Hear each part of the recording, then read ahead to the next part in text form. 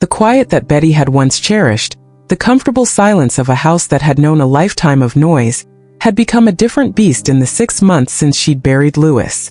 It was a weighted silence now, thick with the ghosts of unspoken words and the phantom echoes of her son's laughter. At 62, Betty found herself adrift in a sea of memory, the rooms of her lakeside home vast and empty, each one a shrine to a life that had been brutally cut short. On this particular October afternoon, the air was a sticky, oppressive blanket, the kind of late-season heat that felt like a final, desperate gasp of summer. Meridian Lake lay before her porch, a vast, shimmering mirror under the hazy sun, its surface as still and unreadable as her own heart. It was 5:15 p.m. She knew because the old kitchen clock, a relic from her mother's time, had just chimed the quarter hour as she poured her chamomile tea. The ritual was a small anchor in the turbulent waters of her grief, a simple, predictable act in a world that had become anything but. Standing on the porch, the worn floorboards warm beneath her worn sandals, she let her gaze drift across the water. This was the view Louis had grown up with, the view he had loved. He'd learned to skip stones on that shore, learned to fish from the rickety wooden pier to the east. She had taught him, her hand guiding his small, clumsy one. The memories were so vivid they were almost painful, sharp-edged shards of a happier time. A glint of silver cut through the haze, drawing her attention to the dirt road that wound its way along the lake's edge. A car moving far too fast, kicking up a furious cloud of brown dust that billowed in its wake. Betty squinted. It was Cynthia's car, the sleek silver sedan Louis had bought her for their 2nd anniversary. Her daughter-in-law. Her son's widow. The way she was driving sent a jolt of unease through Betty's chest. It was reckless, panicked. The engine whined in a high, unnatural protest, a sound of sheer desperation that didn't belong in the tranquil afternoon. No one drove that road like that. It was rutted and uneven, a path for leisurely strolls and slow, careful driving. Unless you were running from something terrible. Betty's hand, holding the delicate teacup, began to tremble. Something was wrong. Deeply, fundamentally wrong. The silver car screeched to a halt right at the water's edge, the tires skidding on the loose gravel in a gut-wrenching sound. The cloud of dust billowed up, thick and choking, and Betty instinctively raised a hand to her mouth, coughing. The teacup slipped from her grasp, shattering on the porch floor with a sharp crack that seemed to amplify the sudden, terrifying silence that followed. She didn't even register the loss of her mother's china. Her eyes, wide with a nameless dread, were glued to the scene unfolding before her. Cynthia burst from the driver's side door as if shot from a cannon. She was wearing a simple gray dress, the one Betty remembered Louis giving her for their last anniversary together. Her dark hair was a wild mess, plastered to her forehead with sweat. Her face, even from 100 yards away, was a mask of raw, frantic emotion. Red, blotchy, contorted by either tears or screams, or perhaps both. She wrenched open the car's trunk with a violence that made Betty flinch, the metal groaning in protest. And then she saw it. The suitcase. A handsome brown leather suitcase. A wave of sickening recognition washed over Betty. She had given it to them as a wedding gift. "So you can carry your dreams everywhere," she'd said, her heart full of hope for her son's future. How hollow those words sounded now, how naive and foolish. Cynthia heaved the suitcase from the trunk. It was heavy. Betty could see the strain in her daughter-in-law's body, the way her back stooped and her arms trembled with the effort. She cast a furtive, panicked glance around, her movements jerky and paranoid. Guilty. That was the look. The look of someone caught in the act of something unforgivable. Betty's breath caught in her throat. She felt a primal scream building inside her, but it wouldn't come out. She was frozen, a helpless spectator to a scene from a nightmare. Cynthia began to drag the heavy case towards the water. Each step was a visible struggle, her feet sinking into the soft earth at the lake's edge. It was as if she were dragging the weight of the world, or something infinitely worse. "Cynthia!" Betty's voice was a raw, strangled cry, lost in the vastness of the open air. Too far. She was too far away. Or perhaps Cynthia, lost in her own private hell, simply refused to hear. Cynthia reached the shoreline. She swung the suitcase once, a practice motion, her body coiling like a spring. She swung it a second time, gaining momentum. On the third powerful swing, with a guttural cry that ripped through the heavy air, She launched it into the lake. The sound of the impact was obscene, a violent splash that shattered the lake's placid surface.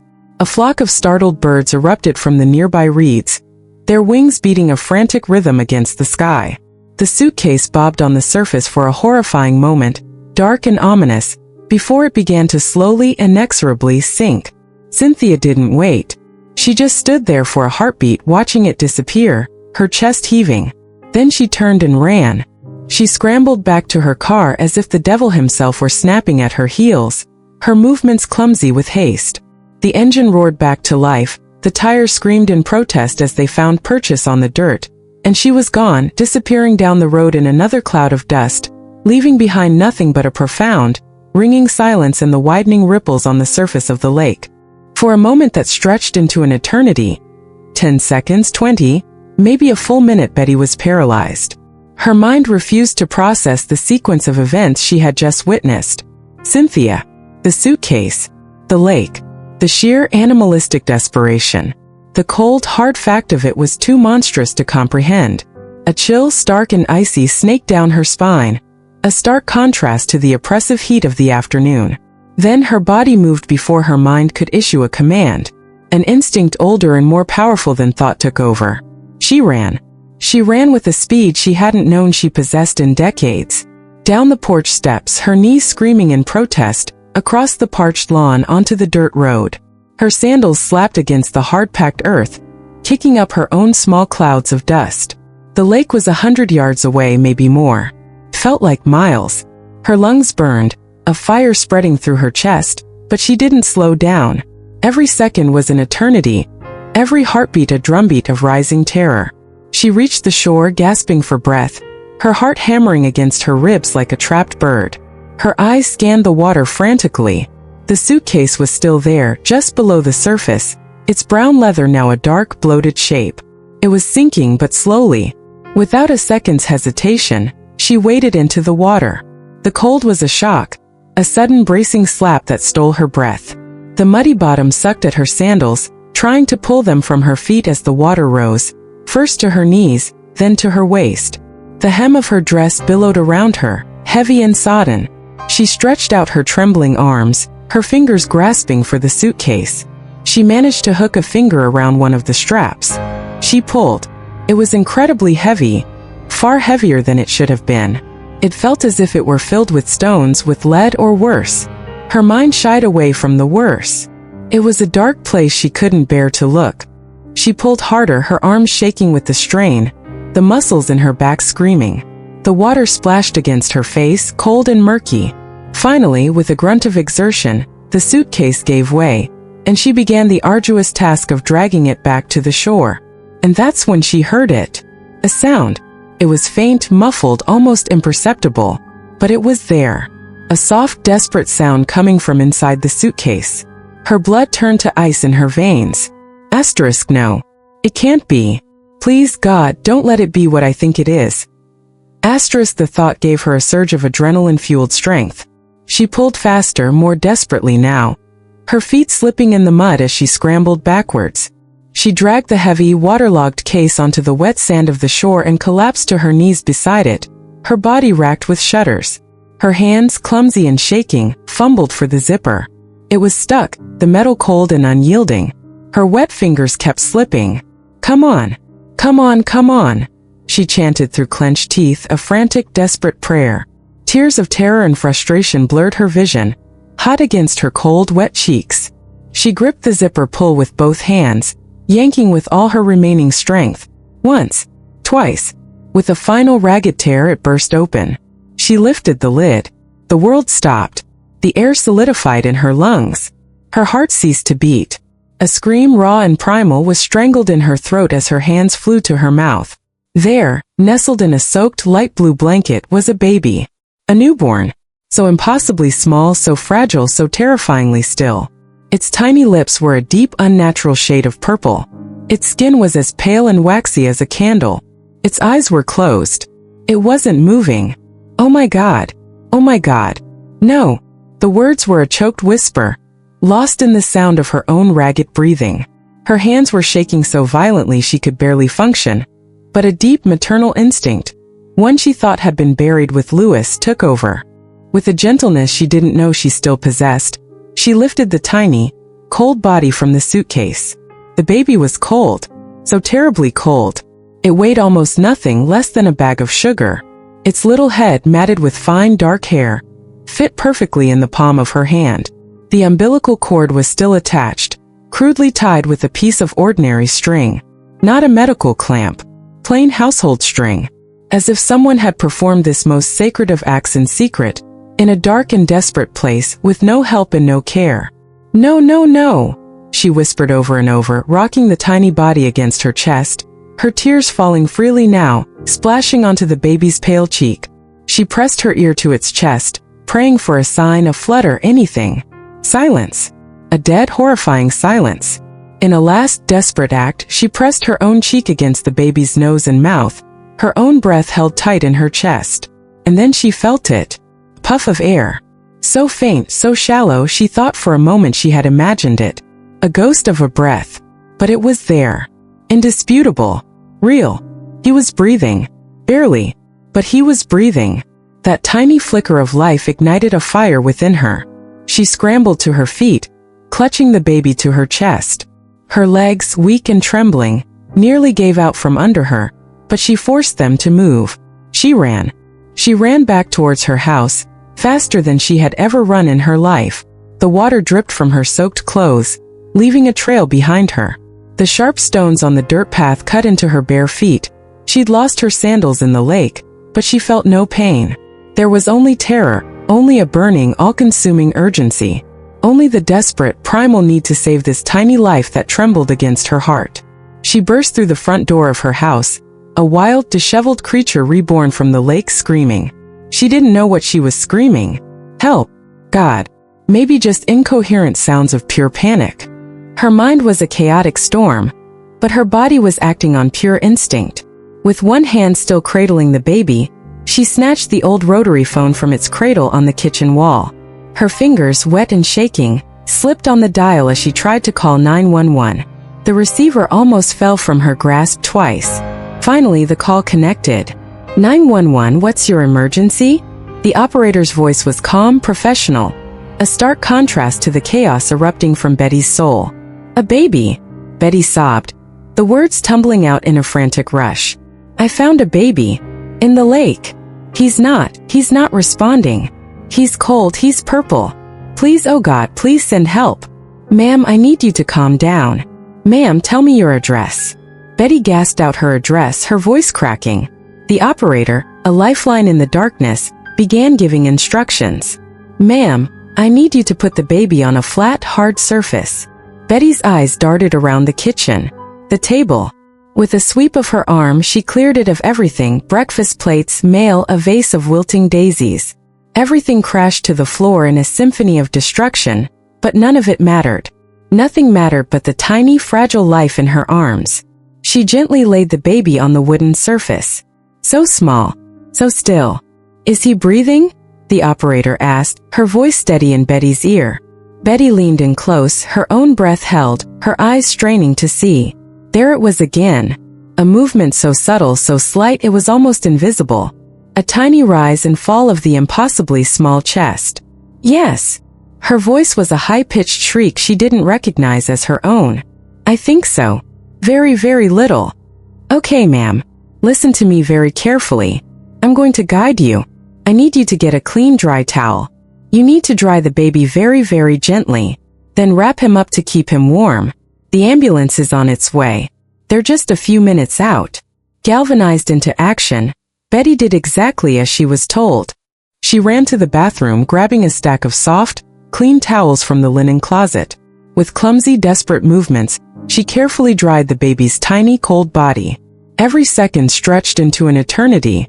She wrapped him in 2 thick, dry towels, swaddling him tightly, and picked him up again, cradling him against her chest, trying to impart some of her own body heat.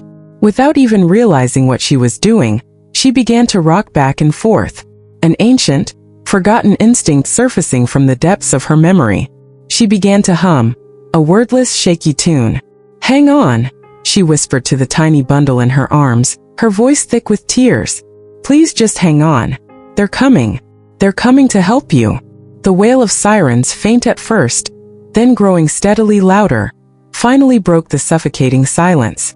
Red and white lights flashed through the kitchen windows, painting the room in frantic strobing colors. Betty ran to the door, flinging it open just as the ambulance skidded to a stop in her driveway. 2 paramedics rushed towards her. An older man with a kind, weathered face and a graying beard, and a young woman with dark hair pulled back in a tight, efficient ponytail. The woman's eyes were all business, but Betty saw a flicker of shock in them as she took in the scene. Betty, soaked and shivering, clutching a tiny towel-wrapped bundle. "What happened?"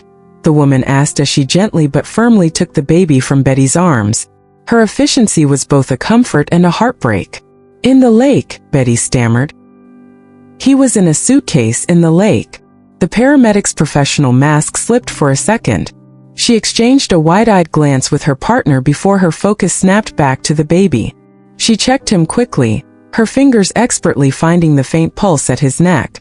She pulled out a stethoscope, listened intently to his chest. Her face remained impassive, but Betty saw the tension in her shoulders, the grim set of her jaw. "Severe hypothermia," she said to her partner, her voice sharp and clear. "Possible water aspiration. We need to move. Now." They worked with a practiced, seamless efficiency. They placed the baby on a tiny gurney, so small it looked like a doll's bed. They fitted a minuscule oxygen mask over his nose and mouth. Their hands flew, connecting wires, attaching monitors, performing a dozen tasks Betty couldn't begin to comprehend. The older paramedic turned to Betty. "You're coming with us." It wasn't a question, it was a command. Numbly, Betty followed them to the ambulance and climbed inside, sinking onto the small bench seat. She couldn't tear her eyes away from the baby, a tiny, fragile being lost amidst a sea of medical equipment. The ambulance doors slammed shut, the sirens wailed, and the world outside the windows blurred into a meaningless smear of color as they sped towards the hospital. "How did you find him?" the female paramedic asked, her eyes never leaving the monitors as she continued to work on the baby. "In a suitcase," Betty repeated, her voice hollow. "In the lake. I saw someone throw it in." The paramedic looked up from her work, her dark eyes locking with Betty's. She stared for a long, searching moment. Betty could see a whirlwind of emotions in that gaze. Worry, confusion, and something else, suspicion. Maybe even pity. "Did you see who it was?" she asked softly. Betty opened her mouth, but the name caught in her throat. "Cynthia. My daughter-in-law. My son's widow." The woman who had wept at Lewis's funeral as if her entire world had come to an end. The same woman who, less than an hour ago, had tried to drown a helpless newborn baby. How could she say that? How could she make anyone believe something so monstrous? How could she even believe it herself? "Yes," she finally managed to say, the word tasting like ash in her mouth. "I saw who it was." The journey to the hospital, though it took less than 15 minutes, felt like a lifetime. When they arrived, the emergency room doors flew open as if by magic, and a swarm of people in white and green scrubs descended upon the gurney. They were a whirlwind of controlled chaos, shouting numbers, medical terminology, and urgent orders. They rushed the baby through a set of double doors, and Betty, trying to follow, was stopped by a firm but gentle hand on her arm. "Ma'am, you need to stay here," a nurse said, guiding her towards a small, sterile waiting room. "The doctors are working. We need to get some information from you." The waiting room was a sterile, impersonal purgatory. Cream-colored walls, uncomfortable plastic chairs, and the cloying antiseptic smell of disinfectant. Betty sat down, her body suddenly racked with violent shivers.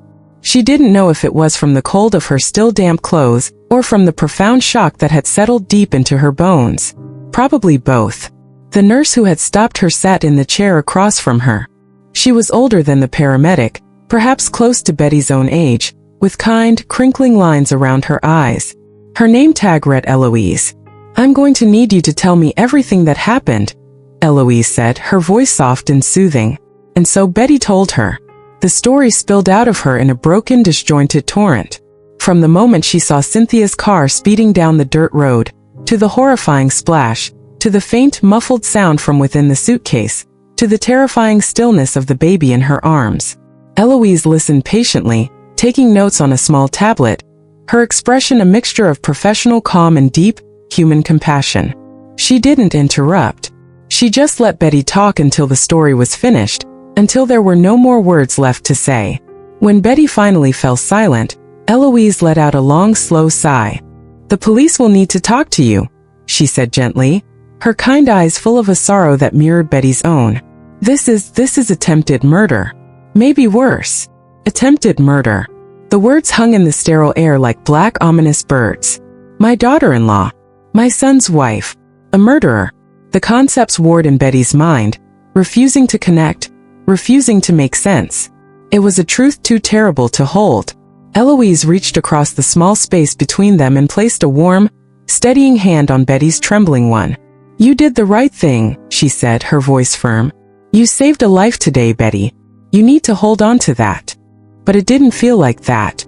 It felt like she had ripped the cover off a deep, dark pit, exposing something writhing and terrible in the darkness. Something she could never unsee. Something she could never push back into the shadows. Something that would change everything forever. 2 agonizing hours crawled by before a doctor finally came out to speak to her. He was young, maybe in his mid-30s, with dark, exhausted circles under his eyes and hands that smelled of antibacterial soap. "The baby is stable," he said, his voice weary but direct. "For now. He's in the neonatal intensive care unit. He suffered severe hypothermia and aspirated a significant amount of lake water.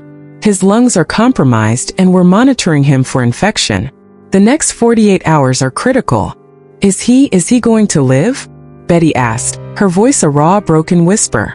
The doctor's expression was grim. He didn't offer false platitudes. "I don't know," he said with a brutal honesty that was both cruel and kind.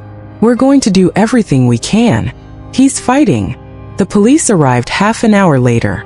2 of them, a woman in her 40s with sharp, intelligent eyes and dark hair pulled back in a severe bun, and a younger, uniformed male officer who stood slightly behind her, a notepad at the ready.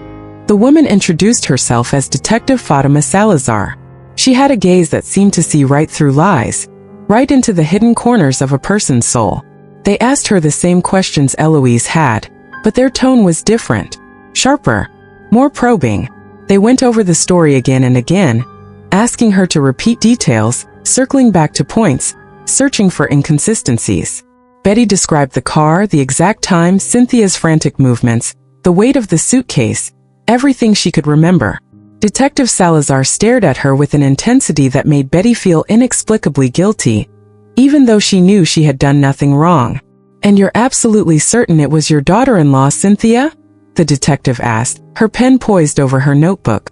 "Yes," Betty said, her voice gaining a sliver of strength. "Completely sure. Why would she do something like this?" "I don't know," Betty whispered, the question echoing the one screaming in her own mind. "Where is she now?" "I don't know." "When was the last time you spoke with her, before today?" Betty had to think for a moment, her mind struggling to grasp normal concepts like time and conversation. 3 weeks ago, she finally recalled.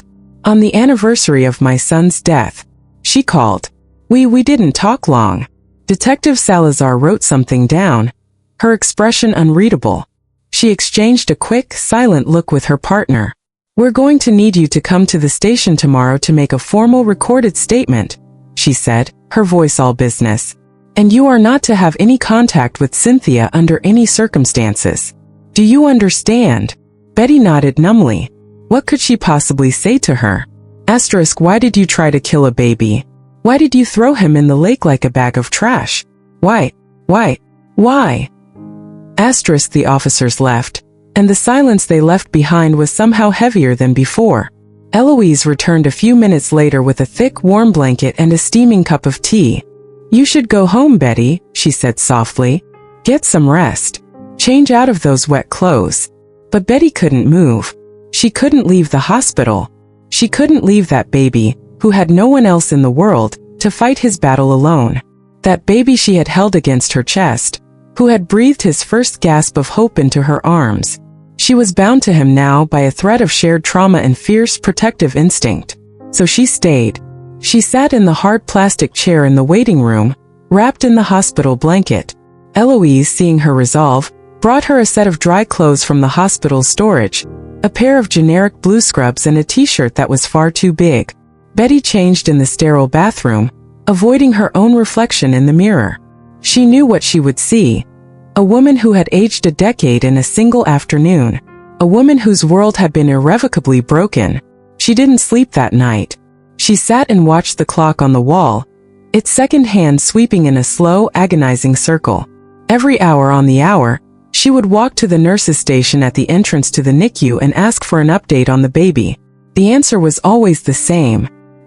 He's stable. He's critical. He's fighting. At 3 o'clock in the morning, a familiar figure appeared in the waiting room doorway. It was Father Anthony, the priest from her small local parish. Someone from the hospital must have found his number in her emergency contacts.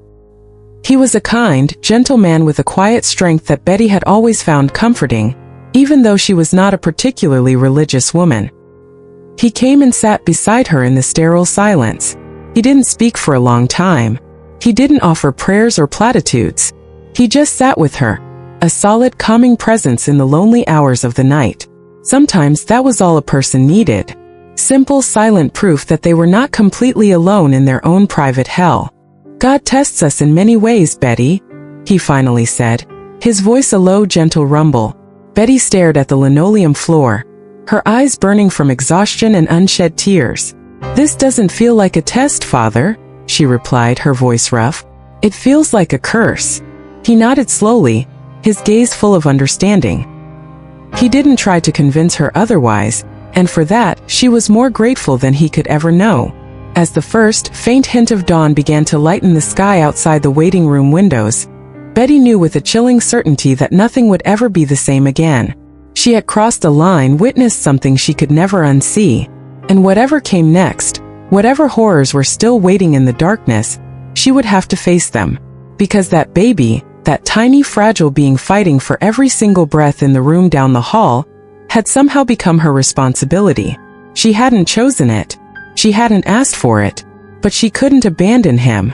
Not after pulling him from the cold, dark water. Not after feeling the faint, miraculous flutter of his heart against her own. The sunrise came without fanfare, the pale orange light streaming through the waiting room windows, illuminating the dust motes dancing in the air. Betty had spent the entire night in that unforgiving plastic chair. Her back was a column of fire, her neck was stiff, and her eyes burned with a gritty exhaustion. But the thought of leaving, of returning to her empty, silent house was unbearable. Every time she closed her eyes, the images replayed themselves in a horrifying loop. The brown leather suitcase sinking beneath the dark water. The still, waxy body, the tiny purple lips. At 7 o'clock, Eloise appeared, a welcome sight at the end of her night shift. She carried a small tray with a cup of coffee and a foil-wrapped breakfast sandwich. "You need to eat something, Betty," she said, her voice gentle but firm as she placed the tray in Betty's hands. Betty's stomach roiled at the thought of food, but she knew Eloise wouldn't leave until she complied. She unwrapped the sandwich. It tasted like cardboard and the coffee was so hot it burned her tongue, but she chewed and swallowed mechanically, pretending she was a normal person doing a normal thing on a normal morning. It was a flimsy charade, but it was all she had. "He's still stable," Eloise said, sinking into the chair beside her for a moment. "His body temperature is slowly rising, which is a good sign. And his lungs are responding to the treatment. He's a little fighter. Can I see him?" Betty asked, the question a raw plea. Eloise shook her head regretfully. "Not yet. The NICU is a sterile environment. Only immediate family is allowed in." Family. The word struck Betty like a physical blow. That baby, fighting for his life just a few yards away, had to have a family. A mother. Cynthia. But Cynthia had tried to kill him. So where was the father? Who was he? Why hadn't anyone anywhere reported a baby missing? The questions were a tangled, thorny knot in her mind, with no discernible end to the string. At 9 o'clock, Detective Fatima Salazar returned. She was alone this time, and she carried a thin manila folder in her hand. She sat in the same chair she had occupied the day before, her posture rigid, her dark eyes sharp and inquisitive. She looked at Betty not with sympathy, but with an unnerving analytical scrutiny, as if Betty herself were a piece of a puzzle she was trying to solve. "Betty, I need to ask you a few more questions," she said, her tone crisp and professional as she opened the folder. "I already told you everything I know," Betty replied, a note of weary frustration creeping into her voice. "I know you did. But some inconsistencies have come up." Inconsistencies. The word hung in the air between them, heavy with accusation. Betty felt her stomach clench into a tight, anxious knot. What kind of inconsistencies? Detective Salazar pulled a photograph from the folder and slid it across the small table. It was a still image from a security camera, grainy and time-stamped. It showed Cynthia's silver sedan, parked in the lot of a large supermarket.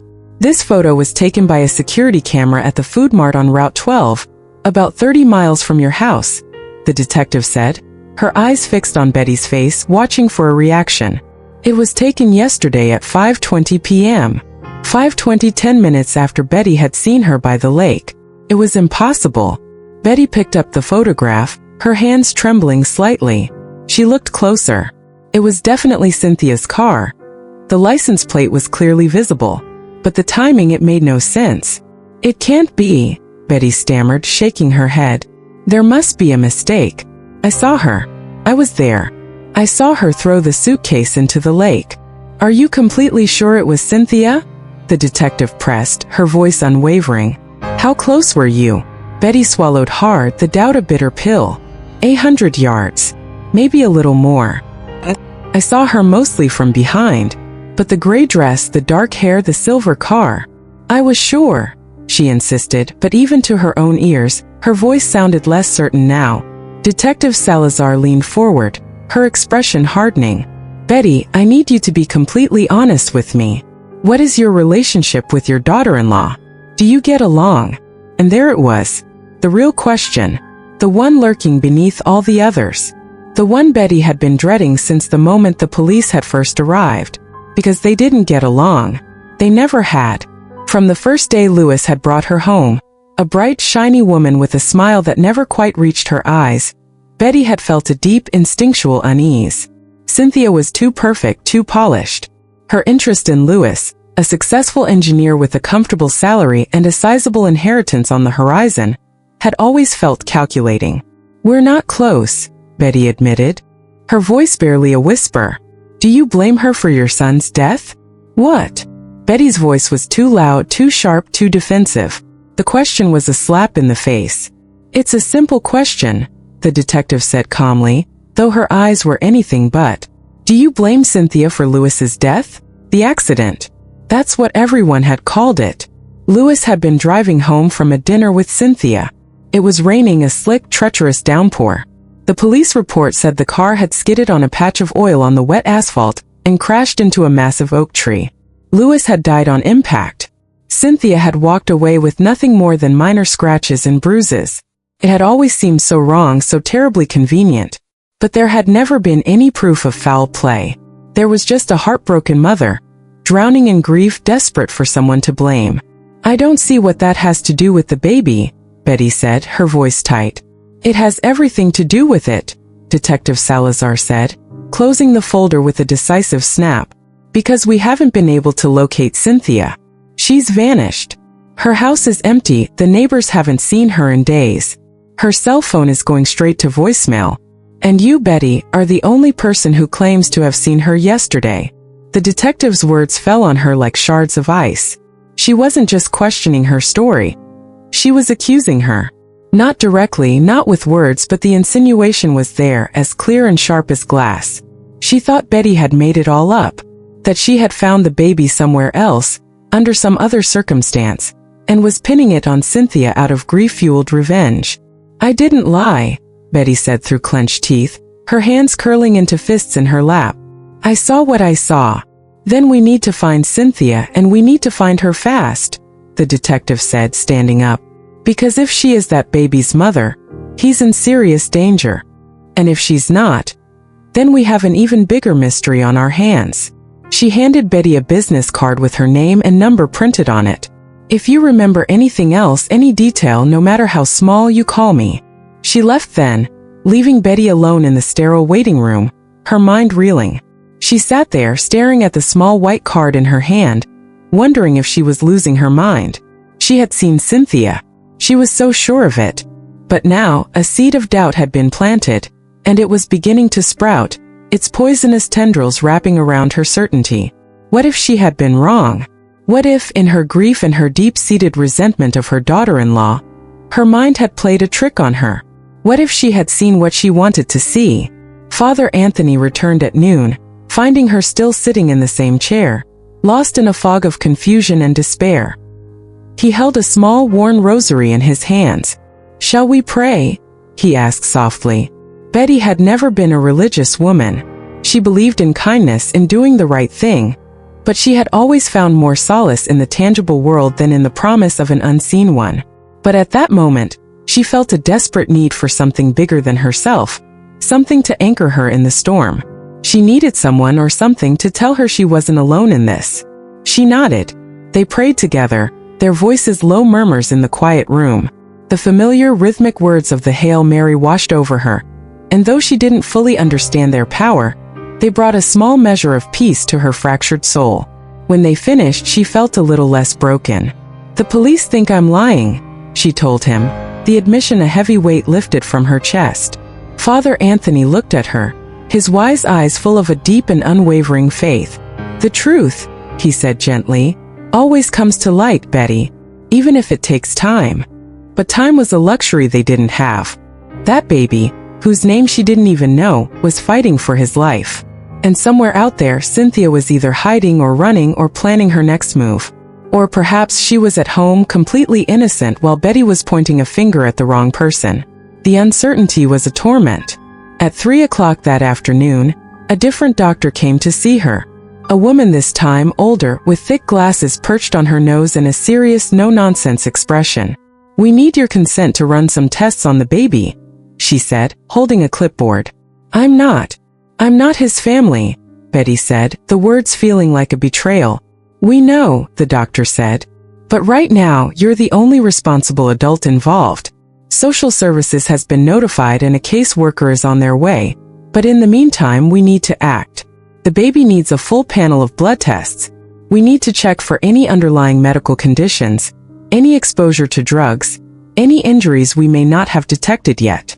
Betty signed the papers without a second thought. She didn't even read the fine print. She just wanted them to do whatever was necessary to save him. 2 hours later, the social worker arrived. Her name was Aileen, and she was young, far too young for a job that carried such a heavy weight, Betty thought. Maybe 25.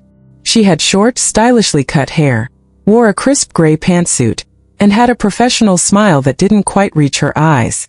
"Mrs. Miller," she said, her voice polite but distant as she sat down next to Betty. "I need to ask you some questions about your situation. I understand you were the one who found the baby." The story again. The questions again. But Aileen's line of questioning was different. She wasn't looking at Betty with the suspicion of the police. She was looking at her with a kind of clinical pity which was somehow even worse. "Do you live alone, Mrs. Miller?" she asked, a pen poised over a thick file. "Yes," Betty said. "Do you have a stable source of income?" "I have my late husband's pension and some savings." "Any criminal record?"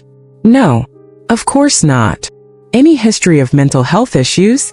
Depression? Anxiety?" Betty hesitated. After Louis died, the grief had been a physical weight, a suffocating blanket she couldn't escape. Her doctor had prescribed antidepressants, and she had taken them for 3 months. He had assured her it was normal. That grief of that magnitude sometimes needed a little chemical help. She had stopped taking them when the world started to feel less gray, when she began to feel like herself again. I struggled with depression after my son's death," she admitted, her voice low. "But it's over now." Aileen wrote something down in her file. Betty couldn't see what it was, but the scratching of the pen on the paper sounded like a judgment. "The baby will need a temporary home when, and if, he's released from the hospital," Aileen said, her professional mask firmly in place. "Social services will begin the process of finding a certified foster family. In the meantime, he will remain in the custody of the state." State custody. The words were like a punch to the gut. That baby, the one she had held against her heart, the one who had breathed his first real breath of life in her arms, was going to be handed over to strangers. He would become a ward of the system, a case file, a number. What if I? The words tumbled out of Betty's mouth before she could stop them. A raw, unthinking impulse. What if I wanted to take care of him? Aileen looked up from her file, her expression shifting from professional pity to outright surprise, which quickly morphed into skepticism. Mrs. Miller, she said, her tone gentle but firm, as if speaking to a confused child. You're 62 years old. You aren't a certified foster parent. You have no legal relationship to this baby. And you are currently involved in an active criminal investigation. I didn't do anything wrong, Betty protested. I saved his life. I understand that, Aileen said. But the system has protocols. The child's best interests must always come first. And frankly, your age and your recent emotional situation, they are factors we have to consider. Betty felt as if she had been slapped. Too old. Too unstable. Too broken. Maybe Aileen was right. Maybe the idea was crazy, a foolish emotional impulse born of grief and shock. But when she closed her eyes, all she could see was that tiny fragile body lying on her kitchen table. And she knew with a certainty that transcended logic and reason, that no one else in the world would love that child like she could. No one else would fight for him like she would. That night, for the first time in nearly 36 hours, she went home. Eloise had finally convinced her. You need to shower, she'd insisted. You need to sleep in a real bed. The baby is in the best possible hands. We'll call you if anything changes, I promise. Betty drove home as the sun dipped below the horizon, painting the sky in fiery shades of orange and purple. The lake shimmered to her right, its surface now calm and serene, belying the horror that lay in its depths. On impulse, she pulled over at the exact spot where she had seen Cynthia's car, the spot where she had dragged the suitcase from the water. She got out of her car and walked to the shore. The suitcase was gone, of course. The police had taken it as evidence. But she could still see the indentations in the mud where it had lain. She could see her own frantic footprints, now dried and preserved in the dirt. She stood there as darkness fell completely, a lone figure silhouetted against the dying light, wondering if she would ever know the truth. Wondering if Cynthia was out there somewhere watching, waiting. Wondering what in God's name had really happened on this quiet patch of shoreline. Just then, her phone, which she'd left in the car, began to ring, its shrill sound cutting through the night silence. It was the hospital. Her heart seized in her chest. She scrambled back to the car, her hands shaking as she answered the call. Hello, Mrs. Miller? It's Eloise. The nurse's voice was urgent, tense. You need to come back. You need to come back to the hospital right now. Betty's mind, already frayed, immediately leaped to the worst possible conclusion. She drove back to the hospital in a blind panic, breaking every speed limit, her knuckles white on the steering wheel. The engine of her old sedan whined in protest, but she pushed it harder. Eloise hadn't offered any details on the phone, no explanation. She had just repeated those same terrifying words. You need to come back now. Those words were a drumbeat of doom in Betty's head. The baby had died. It had to be that. Why else would they call with such urgency? He had fought for 2 long days, a tiny warrior against impossible odds, and in the end, his little body had finally given up. She had been too late. The rescue, the desperate dash to the hospital, the prayers, none of it had been enough.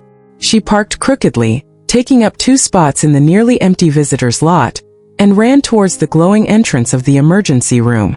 Eloise was waiting for her just inside the automatic doors, her face etched with a serious expression, but there was something else in her eyes too, something Betty couldn't quite decipher. He's alive, Eloise said immediately, as if she could read the terror in Betty's mind. The baby's alive, Betty, but you need to come with me. Now.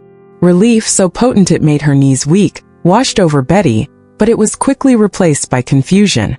If the baby was alive, what was so urgent? Eloise led her not towards the waiting room or the NICU, but down a series of unfamiliar sterile hallways. They took an elevator up to the 3rd floor and walked past the secured doors of the neonatal unit, continuing down the quiet, dimly lit corridor. Finally, they stopped outside a small, unassuming conference room. Eloise pushed the door open. Inside, sitting around a polished wooden table, were Detective Fatima Salazar, Aileen the social worker, and a man Betty had never seen before.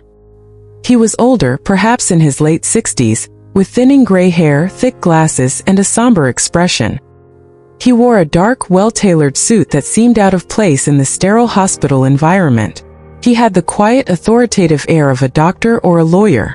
"Please sit down," Detective Salazar said, her voice devoid of its earlier suspicion. She gestured to an empty chair. Betty sat, her legs feeling like jelly. The four of them looked at her with a heavy, shared intensity that made her want to shrink into herself. An unspoken truth hung in the air, thick and suffocating.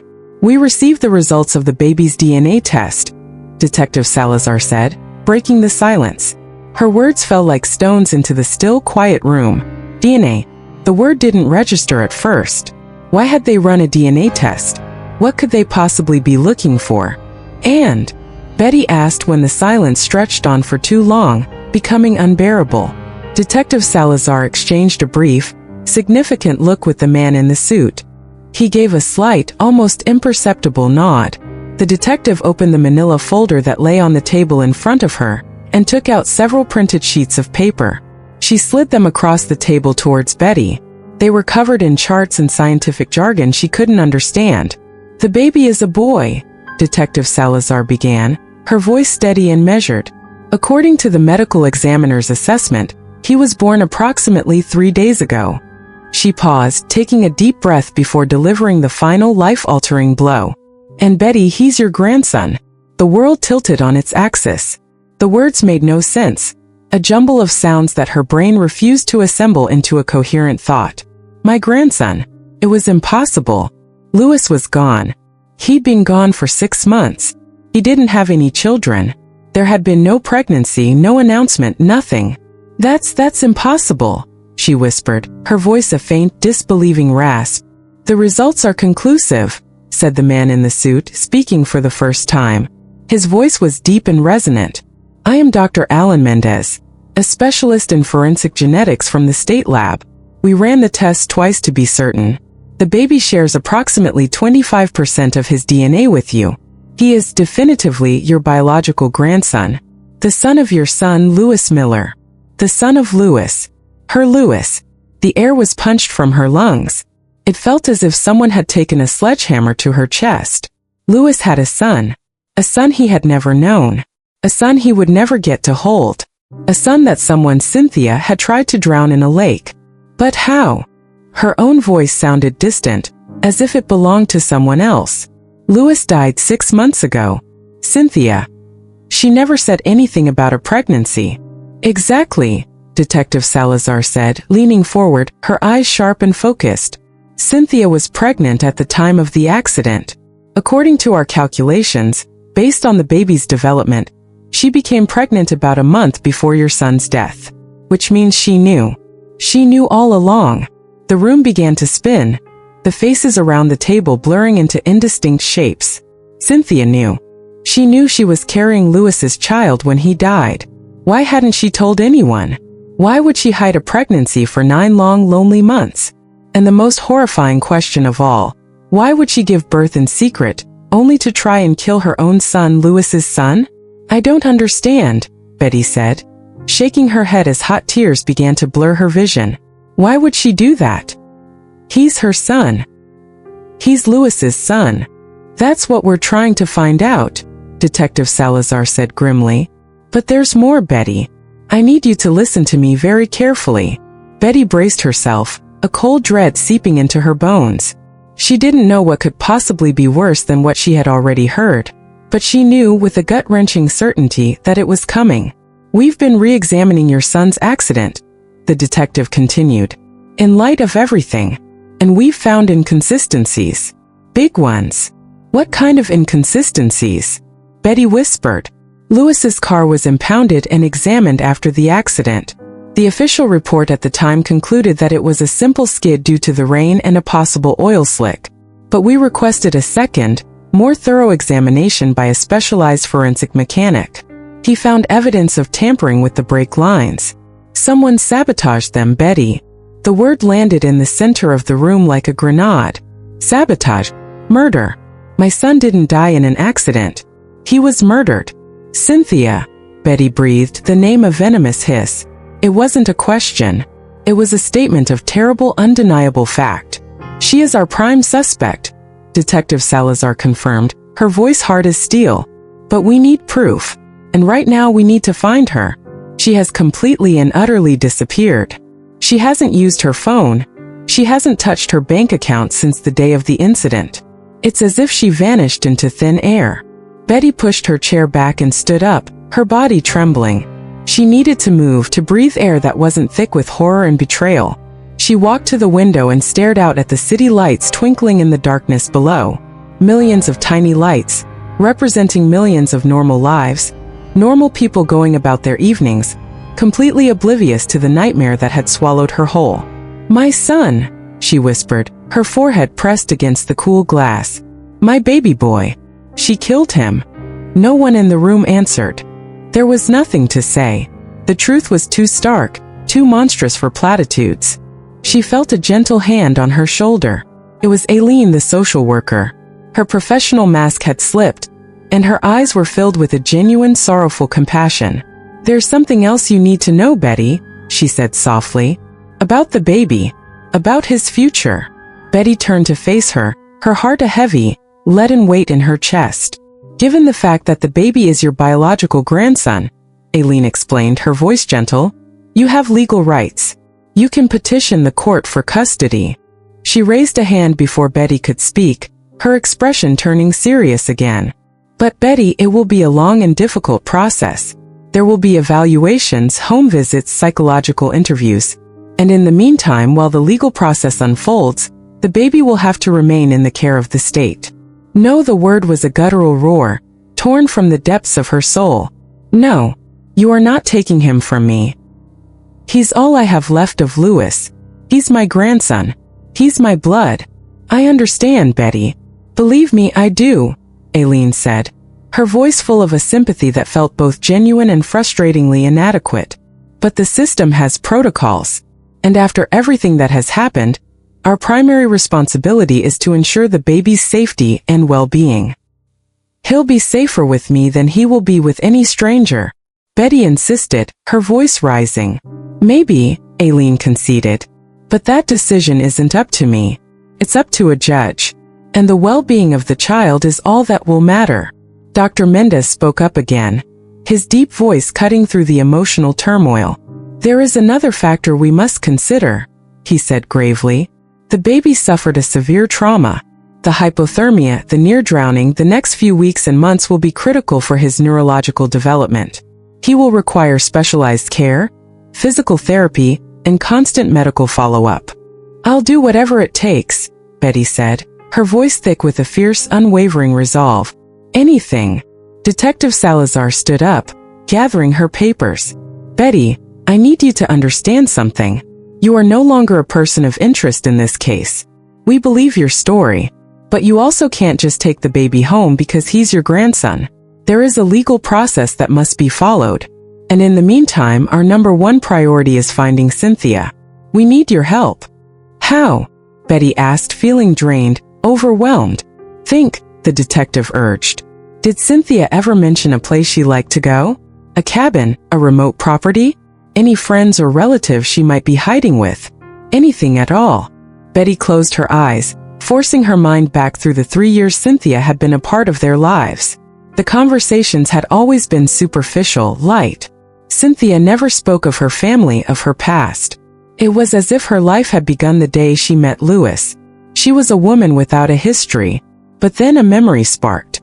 A small, insignificant comment Louis had made once, over a holiday dinner. "She has an aunt," Betty said suddenly, her eyes flying open. "Up north. Somewhere near the Canadian border. Louis mentioned her once. He said Cynthia had grown up with her after her parents died." Detective Salazar's eyes lit up with a flicker of renewed purpose. She wrote it down quickly. "Do you have a name? A town?" "No," Betty said, frustrated. "Louis never said. Just an aunt up north." "It's a start," Fatima said, a grim determination in her voice. "It's more than we had before. We'll look into it." The detective, the doctor, and the social worker all filed out of the room, leaving Betty alone with Eloise, who had been standing silently in the corner the entire time. The silence in the room was now filled with the weight of Betty's new reality. "Do you want to see your grandson?" Eloise asked softly. Betty nodded, unable to speak, her throat tight with a knot of grief and a fierce burgeoning love. Eloise led her back down the hallway to the secure doors of the NICU. She had Betty scrub her hands and arms up to the elbow with antiseptic soap, then helped her into a sterile paper gown. Then she led her to a small clear plastic incubator in the far corner of the quiet, dimly lit room. And there he was, her grandson, Louis's son. He was so small, a tiny perfect doll hooked up to a web of tubes and wires. A heart monitor beeped a steady, reassuring rhythm beside his incubator. He was no longer a terrifying purple-gray color. His skin now had a faint pinkish hue. He was alive. He was breathing. He was fighting. Betty stared at him, her heart aching with a love so fierce it was almost painful. He had Louis's little crop of dark, fine hair. He had Louis's distinct nose. He had Louis's long, slender fingers. Can I touch him?" she whispered, her voice choked with emotion. "Yes," Eloise said gently. "Just be very gentle." Slowly, reverently, Betty reached her hand through the small porthole in the side of the incubator. She gently stroked his tiny hand. His skin was impossibly soft, warm. As her finger brushed against his palm, his tiny fingers, acting on pure reflex, closed around it, a grip surprisingly strong. It felt less like a reflex and more like a promise. Connection. "Hello, little one," Betty whispered, her tears falling freely now, splashing onto the plastic of the incubator. "I'm your grandma, and I promise I am going to protect you. No one is ever going to hurt you again. I swear it. I swear it on your father's memory." Eloise placed a comforting hand on her shoulder. "He needs a name, Betty," she said softly, "for the hospital records. Until we find the mother, or until a judge decides. A name." Of course he needed a name, and Betty knew instantly what it should be. She remembered a Christmas dinner 2 years ago. Louis, his eyes bright with happiness and a little too much wine, had been talking about the future, about having a family. "If I ever have a son," he had said, slinging an arm around Betty's shoulders, "I'll name him Hector. After Grandpa." Hector, Betty said, her voice clear and strong. "His name is Hector." She stayed there all night, sitting on a stool beside the incubator, her hand held fast in her grandson's tiny grip. She sang to him the same soft, nonsensical lullaby she used to sing to Louis. She promised him a future she had no idea if she could provide, but she promised it anyway, because now she knew the truth. This baby wasn't just a stranger she had found by chance in the dark waters of the lake. He was her blood. He was her family. He was all that was left of her murdered son, and she would not let anyone, not the system, not a judge, and certainly not Cynthia, take him from her. The fight had just begun. The days that followed blurred into a bureaucratic hell. Betty's life found a new grueling rhythm. She would wake every morning at 5, the first hint of dawn painting the sky outside her window. She'd shower, dress, and drive the 30 minutes to the hospital, her old car a faithful companion on the now familiar route. She would spend her days in a chair beside Hector's incubator, watching him grow stronger, his tiny chest rising and falling with a steady, reassuring rhythm. But the afternoons were a gauntlet. A seemingly endless parade of lawyers, social workers, and police officers, all armed with clipboards and folders, all with probing questions, all with the power to decide if she was worthy of raising her own grandson. Aileen, the social worker, appeared on the third day with a list of official requirements. She read them aloud in a flat, monotone voice, as if she were reciting the instruction manual for a household appliance. "You'll need to submit to a full federal and state criminal background check," she began, her eyes fixed on the paper. "You will also need to undergo a full psychological evaluation, a comprehensive medical exam to verify your physical fitness, and provide verification of your income and financial stability. We will also need to conduct a thorough inspection of your home to ensure it meets safety standards for a newborn." She paused, looking up at Betty over the top of her glasses. "Additionally, you'll need to provide personal character references from at least 3 non-family members, and you will be required to complete a 40-hour state-certified childcare and safety course. 40 hours. The requirement felt like a slap in the face. 40 hours to learn how to care for a child, as if she hadn't successfully raised a son of her own, as if she didn't know the intimate, instinctual dance of changing a diaper, of preparing a bottle to the perfect temperature, of soothing a midnight cry. But she bit back the angry retort that rose in her throat. She would not give them any reason to doubt her commitment. She simply nodded, her expression placid, and took the stack of forms and informational pamphlets Aileen handed her. How long? How long will all of this take? Betty asked, the pile of paperwork feeling like a mountain she had to climb. Aileen's expression was clinical. If you're diligent and there are no complications, you might get through it in 6 weeks. More realistically, it could take up to 3 months. 3 months. 90 days. For 3 months, while she jumped through bureaucratic hoops like a trained circus animal, Hector would be in the hands of strangers. The thought was a physical pain, a sharp twisting in her gut. And what about Hector in the meantime? She asked, her voice tight. When he's discharged from the hospital?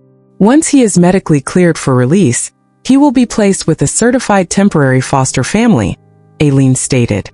He will receive proper care. You will be allowed to have supervised visits twice a week. Twice a week. Under supervision. As if she were a criminal, a potential threat to her own flesh and blood. As if she wasn't the one who had pulled him from the brink of death. The injustice of it all was a bitter metallic taste in her mouth. That night, feeling overwhelmed and utterly alone, she called Father Anthony. She needed references. She needed pillars of the community to stand up and attest to her character, to tell the state that she wasn't a crazy, grief-stricken old woman, that she was fit, that she was capable, that she could do this. He came to her house the next day, sitting at her familiar kitchen table, the one where Louis had done his homework as a boy. He sipped the same blend of chamomile tea she used to make for her son when he was sick. Of course I will help you, Betty, he said without a moment's hesitation, his kind eyes full of warmth. You are one of the strongest women I have ever known. That child is blessed to have you. But Betty didn't feel strong. She felt old. She felt tired. And more than anything, she felt scared. I'm 62 years old, Father, she confessed, voicing the fear that gnawed at her in the lonely hours of the night. How am I going to chase after a 2-year-old when I'm 64? How will I help him with his algebra homework when I'm 70? Will I even be there for his high school graduation? I might be 80 years old.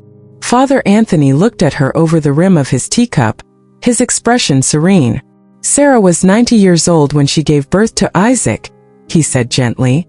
Age is just a number, Betty, when love is involved. She wanted to believe him. With every fiber of her being, she wanted to believe him. At the hospital, Eloise became her teacher and her confidant.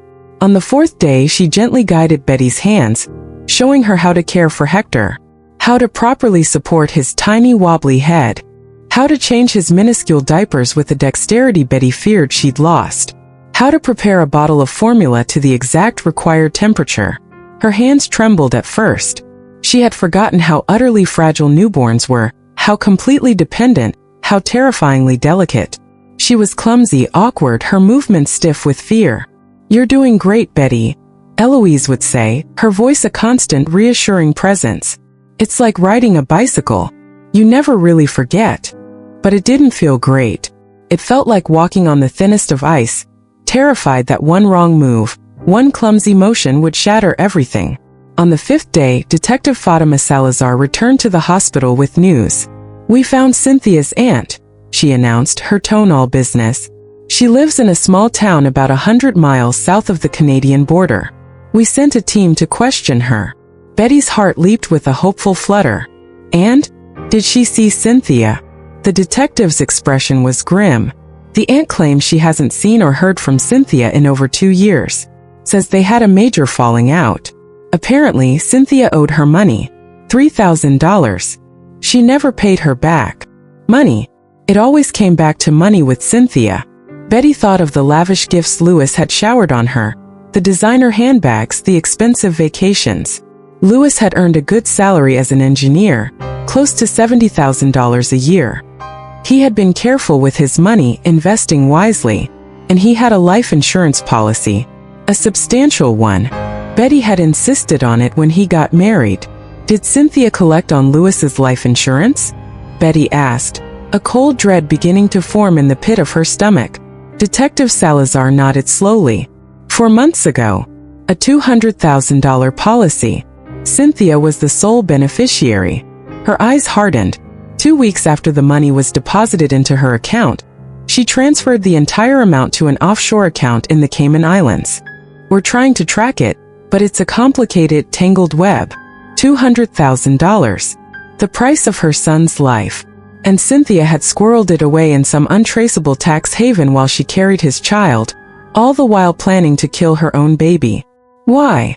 Betty whispered, the question that had tormented her since the beginning. The question that still made no sense. Why kill the baby? If she had the money, why not just disappear? She could have given him up for adoption. She could have left him at a fire station, a hospital. Why try to drown him? Detective Salazar was quiet for a long moment, her dark eyes thoughtful. We have a theory, she said finally, her voice low.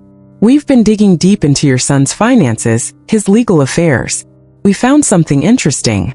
2 weeks before he died, Lewis visited his lawyer and made a change to his will. The detective paused, letting the weight of her next words settle. He left everything, his savings, his investments, his share of this house, to his future children. Not to Cynthia. To his children. The air was sucked from Betty's lungs. Lewis knew. Somehow, someway he had known Cynthia was pregnant. And he had changed his will to protect his son. He had seen the danger. She killed him for the money, Betty whispered, the horrifying truth coalescing in her mind with brutal clarity. We believe so, Fatima confirmed. And then she must have realized that the money from the will, the bulk of his estate, would go to the baby if he was born alive. So she decided to eliminate the only remaining heir. The sheer, calculated evil of it was breathtaking. She had murdered her husband for his insurance money. She had carried his child to term, a 9-month-long deception. She had given birth alone in secret. And then, with a coldness that defied human comprehension, she had tried to drown her own baby, all for the sake of money. Do you have enough? Betty asked, her voice trembling with a mixture of grief and rage. Do you have enough to arrest her?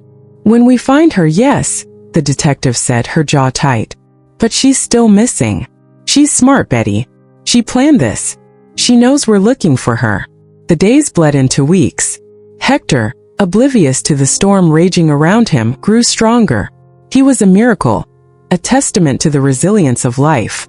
The doctors, one by one, removed the tubes and wires that had tethered him to the machines. He started breathing on his own. He started feeding from a bottle, his suckle growing stronger each day. He started crying, a lusty, healthy wail that was the most beautiful sound Betty had ever heard. He was a medical marvel, the doctors all said. No baby who had endured what he had should be recovering so quickly, so completely. But Betty knew it was more than just medicine. It was willpower. It was Lewis's spirit, a stubborn, tenacious spark of life, living on in that tiny body. Fighting. Surviving. Refusing to give up. Betty, meanwhile, fought her own battles on the bureaucratic front. The background check came back clean, as she knew it would. The medical exam pronounced her remarkably healthy for her age. The psychological evaluation was the most grueling part of the ordeal. A young woman with horn-rimmed glasses and a detached, clinical demeanor asked her intensely personal questions for 3 long hours. How did you handle the grief of your son's death? How do you truly feel about Cynthia? Are you perhaps trying to replace your lost son with this baby? That last question ignited a flash of anger in Betty's tired soul. I am not replacing anyone, she said, her voice sharp and clear. I am saving my grandson. There is a difference. The psychologist wrote something down on her notepad.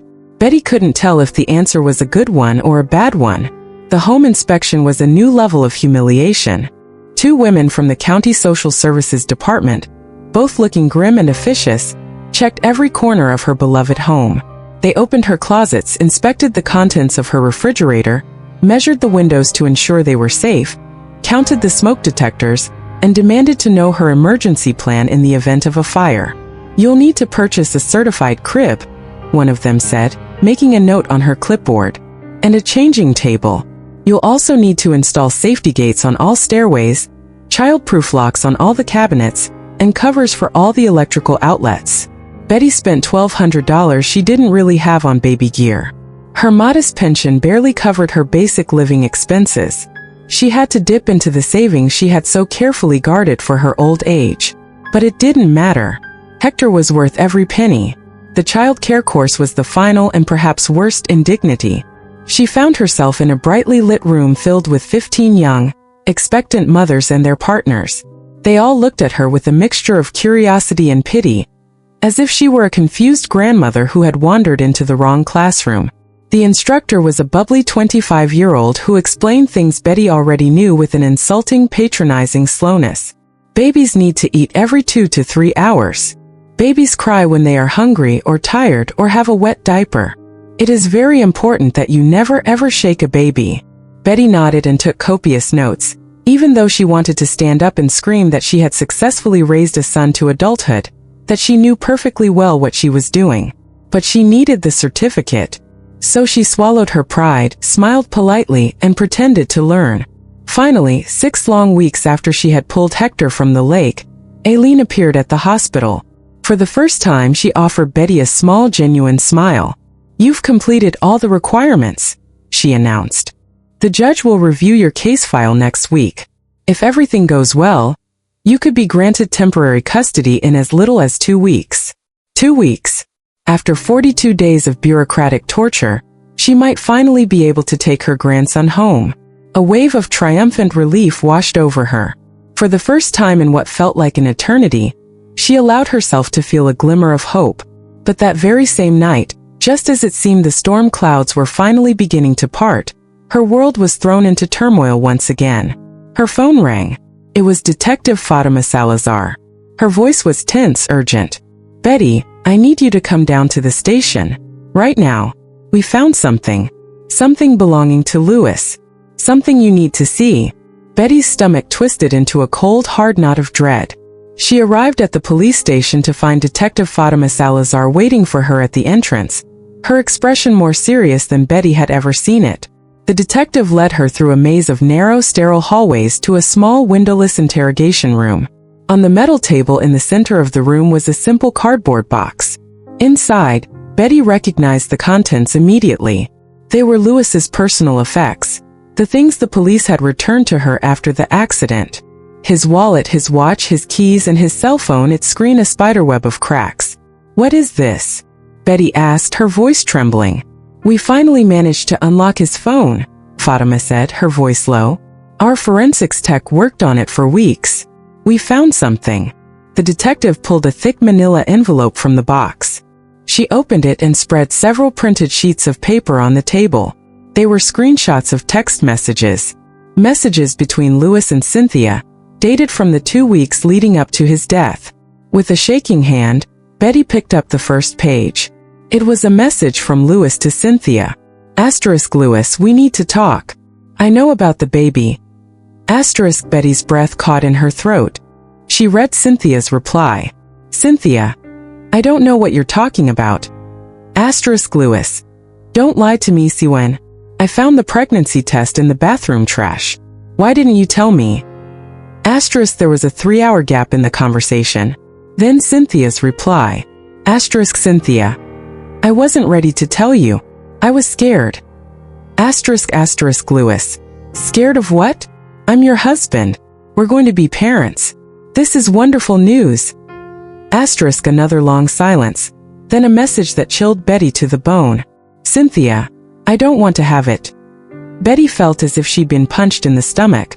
She kept reading, her hands shaking so badly the papers rattled. Louis, what do you mean you don't want to have it? Cynthia, I mean I'm not ready. I don't want to be a mother. I want to travel to live my life, not be tied down to a baby. Louis, it's our child, Cynthia. Our baby. Cynthia, it's a mistake. Louis, don't say that. Please. We can make this work. I'll help you. My mom will help us. Cynthia, I don't want help. I want my life back. The messages grew more intense, more desperate. Louis pleading, his love and excitement palpable in the text. Cynthia, cold and resistant, her replies short and cruel. Finally, Betty reached the last exchange, sent the day before the accident. Louis. I spoke to a lawyer today, Cynthia. If you decide not to have the baby, I'm filing for divorce. And if you do have him and don't want to raise him, I will fight you for full and sole custody. I am not going to let you hurt my child. Cynthia's final, chilling reply. Cynthia, you're going to regret this, Louis. Louis, is that a threat? There was no reply. The next day, her son was dead. Betty dropped the papers onto the table as if they had burned her hands. A wave of nausea washed over her. Tears, hot and furious, streamed down her cheeks, blurring the cold, hard text into a meaningless smear. She killed him. She choked out, the words a ragged, tearing sound in the small, quiet room. She killed him because he was going to protect the baby. That's what we believe, Fatima said softly. And there's more. Betty looked up, her vision swimming. More? What more could there possibly be? We checked Cynthia's phone records from that same week, the detective continued. She made 3 calls to a freelance mechanic, a man named Carlos Medina. We brought him in for questioning this afternoon. And what did he say? Betty whispered. He denied everything at first. But when we showed him the evidence of the bank transfer Cynthia made to his account, $2,000 the day before the accident, he started talking. He confessed, Betty. He admitted that she paid him to sabotage the brakes on your son's car. Betty felt the world tilt, the air rush from her lungs. She had to sit down, her legs no longer able to support her. Cynthia had planned it. Every last detail.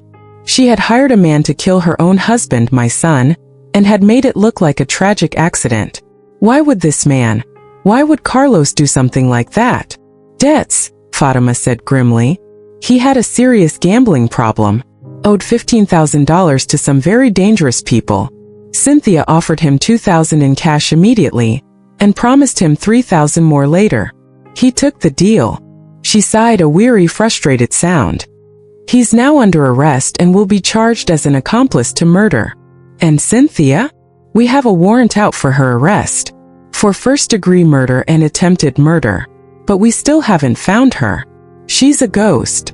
Betty sat in that cold, sterile room, the terrible truth of her son's death settling over her like a shroud. He had died trying to protect his unborn child.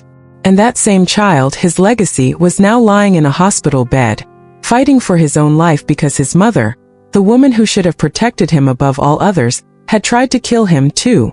The sheer, unadulterated cruelty of it all was almost more than her heart could bear. What happens now? She asked, her voice hollow. We keep looking, Fatima said, her voice filled with a grim resolve. We have her picture at every airport, every border crossing. We have alerts out to hospitals, in case she tries to use the medical system or alter her appearance. Someone will recognize her eventually. No one disappears forever. But Betty wasn't so sure. Cynthia had proven herself to be smarter, colder, and more ruthless than anyone could have ever imagined.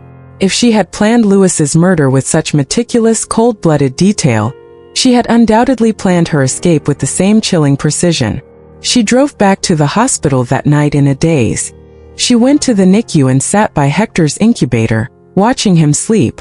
He was so innocent, so blissfully unaware of the horror that surrounded his very existence. His own mother had tried to kill him. His existence had cost his father his life. And Betty, his grandmother, was all that stood between him and a system that would see him as just another tragic file. Another unfortunate case. Your dad loved you so much, she whispered to the sleeping baby, her voice thick with unshed tears. He died protecting you, and I am going to finish what he started. I promise you that. Eloise found her there an hour later, a silent offering of a cup of coffee in her hand. She sat beside Betty, her presence a quiet comfort in the dimly lit room. I heard about the text messages, she said softly after a long, companionable silence. I'm so sorry, Betty. I didn't know he could be so strong, Betty said, her gaze fixed on her grandson. Louis, he was always so gentle, so kind. But in those messages he was a warrior. He was willing to fight for his son. Eloise placed a warm hand on her arm. "Love does that to a person," she said wisely. "It makes you stronger than you ever thought possible." And she was right. Betty felt it in her own weary bones. She had never considered herself a particularly strong woman. But now she was fighting the system. She was fighting against time. She was fighting against a fugitive murderer. All for the love of this tiny, helpless baby. The next few days were dedicated to a single focused purpose: preparing for Hector's arrival. With a heavy heart, Betty began the painful process of turning Louis's old room into a nursery. Taking down the faded rock band posters from his teenage years, carefully packing away his soccer trophies and his college photographs, felt like a second burial, another final goodbye. But it was necessary. Louis was gone. Hector was alive, and he needed a space to grow, a sanctuary of his own. She painted the walls a soft, sunny yellow. She assembled the new crib and the changing table, her hands, though clumsy with unfamiliar tools, steady with purpose. She hung a musical mobile that played a gentle, tinkling version of Twinkle, Twinkle, Little Star above the crib. Father Anthony came to bless the room. He walked through the space, sprinkling holy water in the corners, his voice a low, soothing murmur as he prayed for Hector's protection, for Betty's strength, and for justice for Louis. "God has a plan, Betty," he said, placing a comforting hand on her shoulder. "Even if we can't always understand it." "What kind of plan involves murdering a good man and trying to drown a helpless baby?" she asked, a familiar bitterness creeping into her voice. "The kind of plan," he replied gently, "that turns an act of profound evil into an opportunity for redemption. Cynthia wanted to destroy this family, Betty. But look, Louis left behind a legacy. You have found a new purpose. And that baby survived against all odds. Evil didn't win here. Love did." She wanted to believe him. On some days, in some moments, she could almost feel it. But on other days, all she could see was the darkness. The court hearing was scheduled for a Tuesday morning. Betty dressed carefully in her best suit, the same somber gray one she had worn to Louis's funeral. Seemed strangely fitting. Aileen, the social worker, met her at the courthouse and accompanied her into a small, quiet courtroom. The judge was a woman in her late 50s, with intelligent gray eyes and a stern but not unkind expression. She reviewed the mountain of paperwork Betty had submitted: the certificates, the references, the psychological evaluations, the home inspection report. She read every page with a painstaking, meticulous attention to detail. Betty sat at the plaintiff's table, her hands clenched tightly in her lap, her heart hammering against her ribs.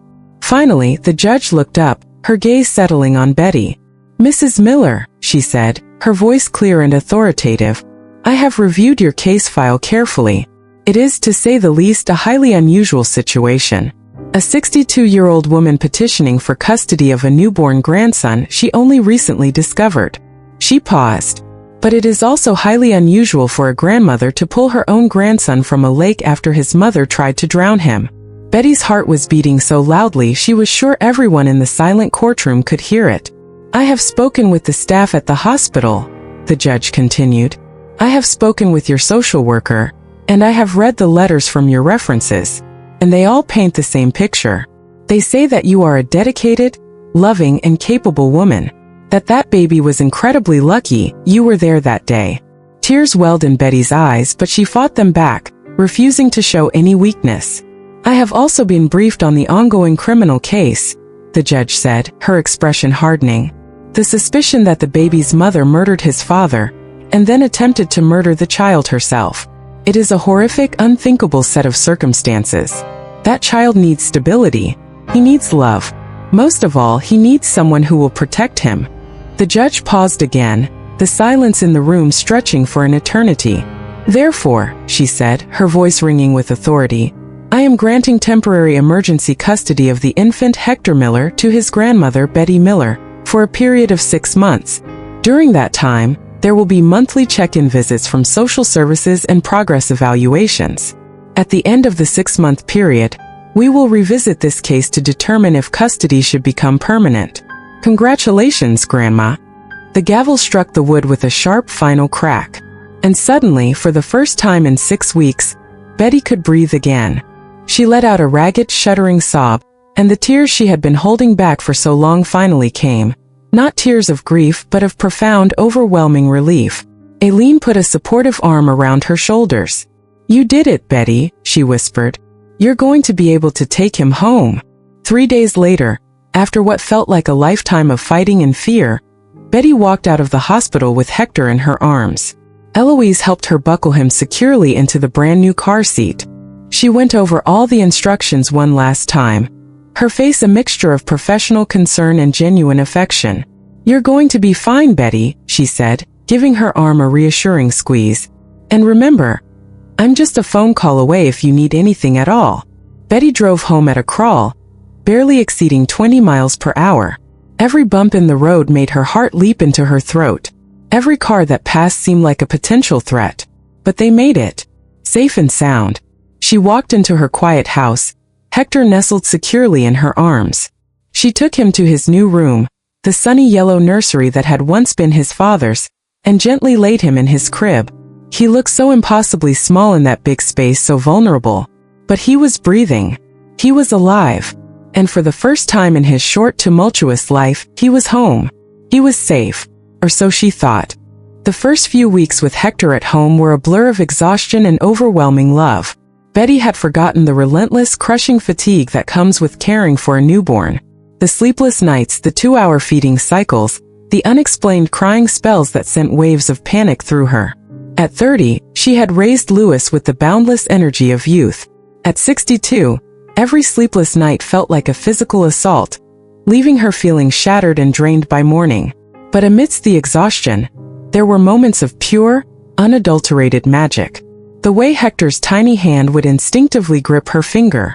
The way he would stop crying the moment he heard the sound of her voice. The way he would open his big, dark eyes, Louis's eyes, and look at her as if she were the center of his entire universe. In those moments, she knew that every second of fatigue, every ounce of her depleted energy, was worth it. Eloise was a lifesaver. She came by 3 times a week, a calming, knowledgeable presence in the chaotic new world of baby care. She taught Betty tricks she had long forgotten. How to burp him more effectively, how to swaddle him tightly so he would feel secure and sleep longer, how to distinguish his different cries. She became more than a nurse. She became a friend, a confidant, a crucial pillar of support. "You're doing an amazing job, Betty," she would say during every visit, her words a balm to Betty's frayed nerves. But Betty didn't feel amazing. She felt constantly on edge, terrified. Every strange creak of the old house at night made her jump. Every car that drove too slowly past her house sent a jolt of fear through her. Cynthia was still out there. A ghost. A monster. And even though the police assured her that Cynthia had likely used fake documents to flee the country, Betty couldn't shake the chilling, paranoid feeling that she was close by. Watching. Waiting. She spent another $800 she couldn't afford on a state-of-the-art security system.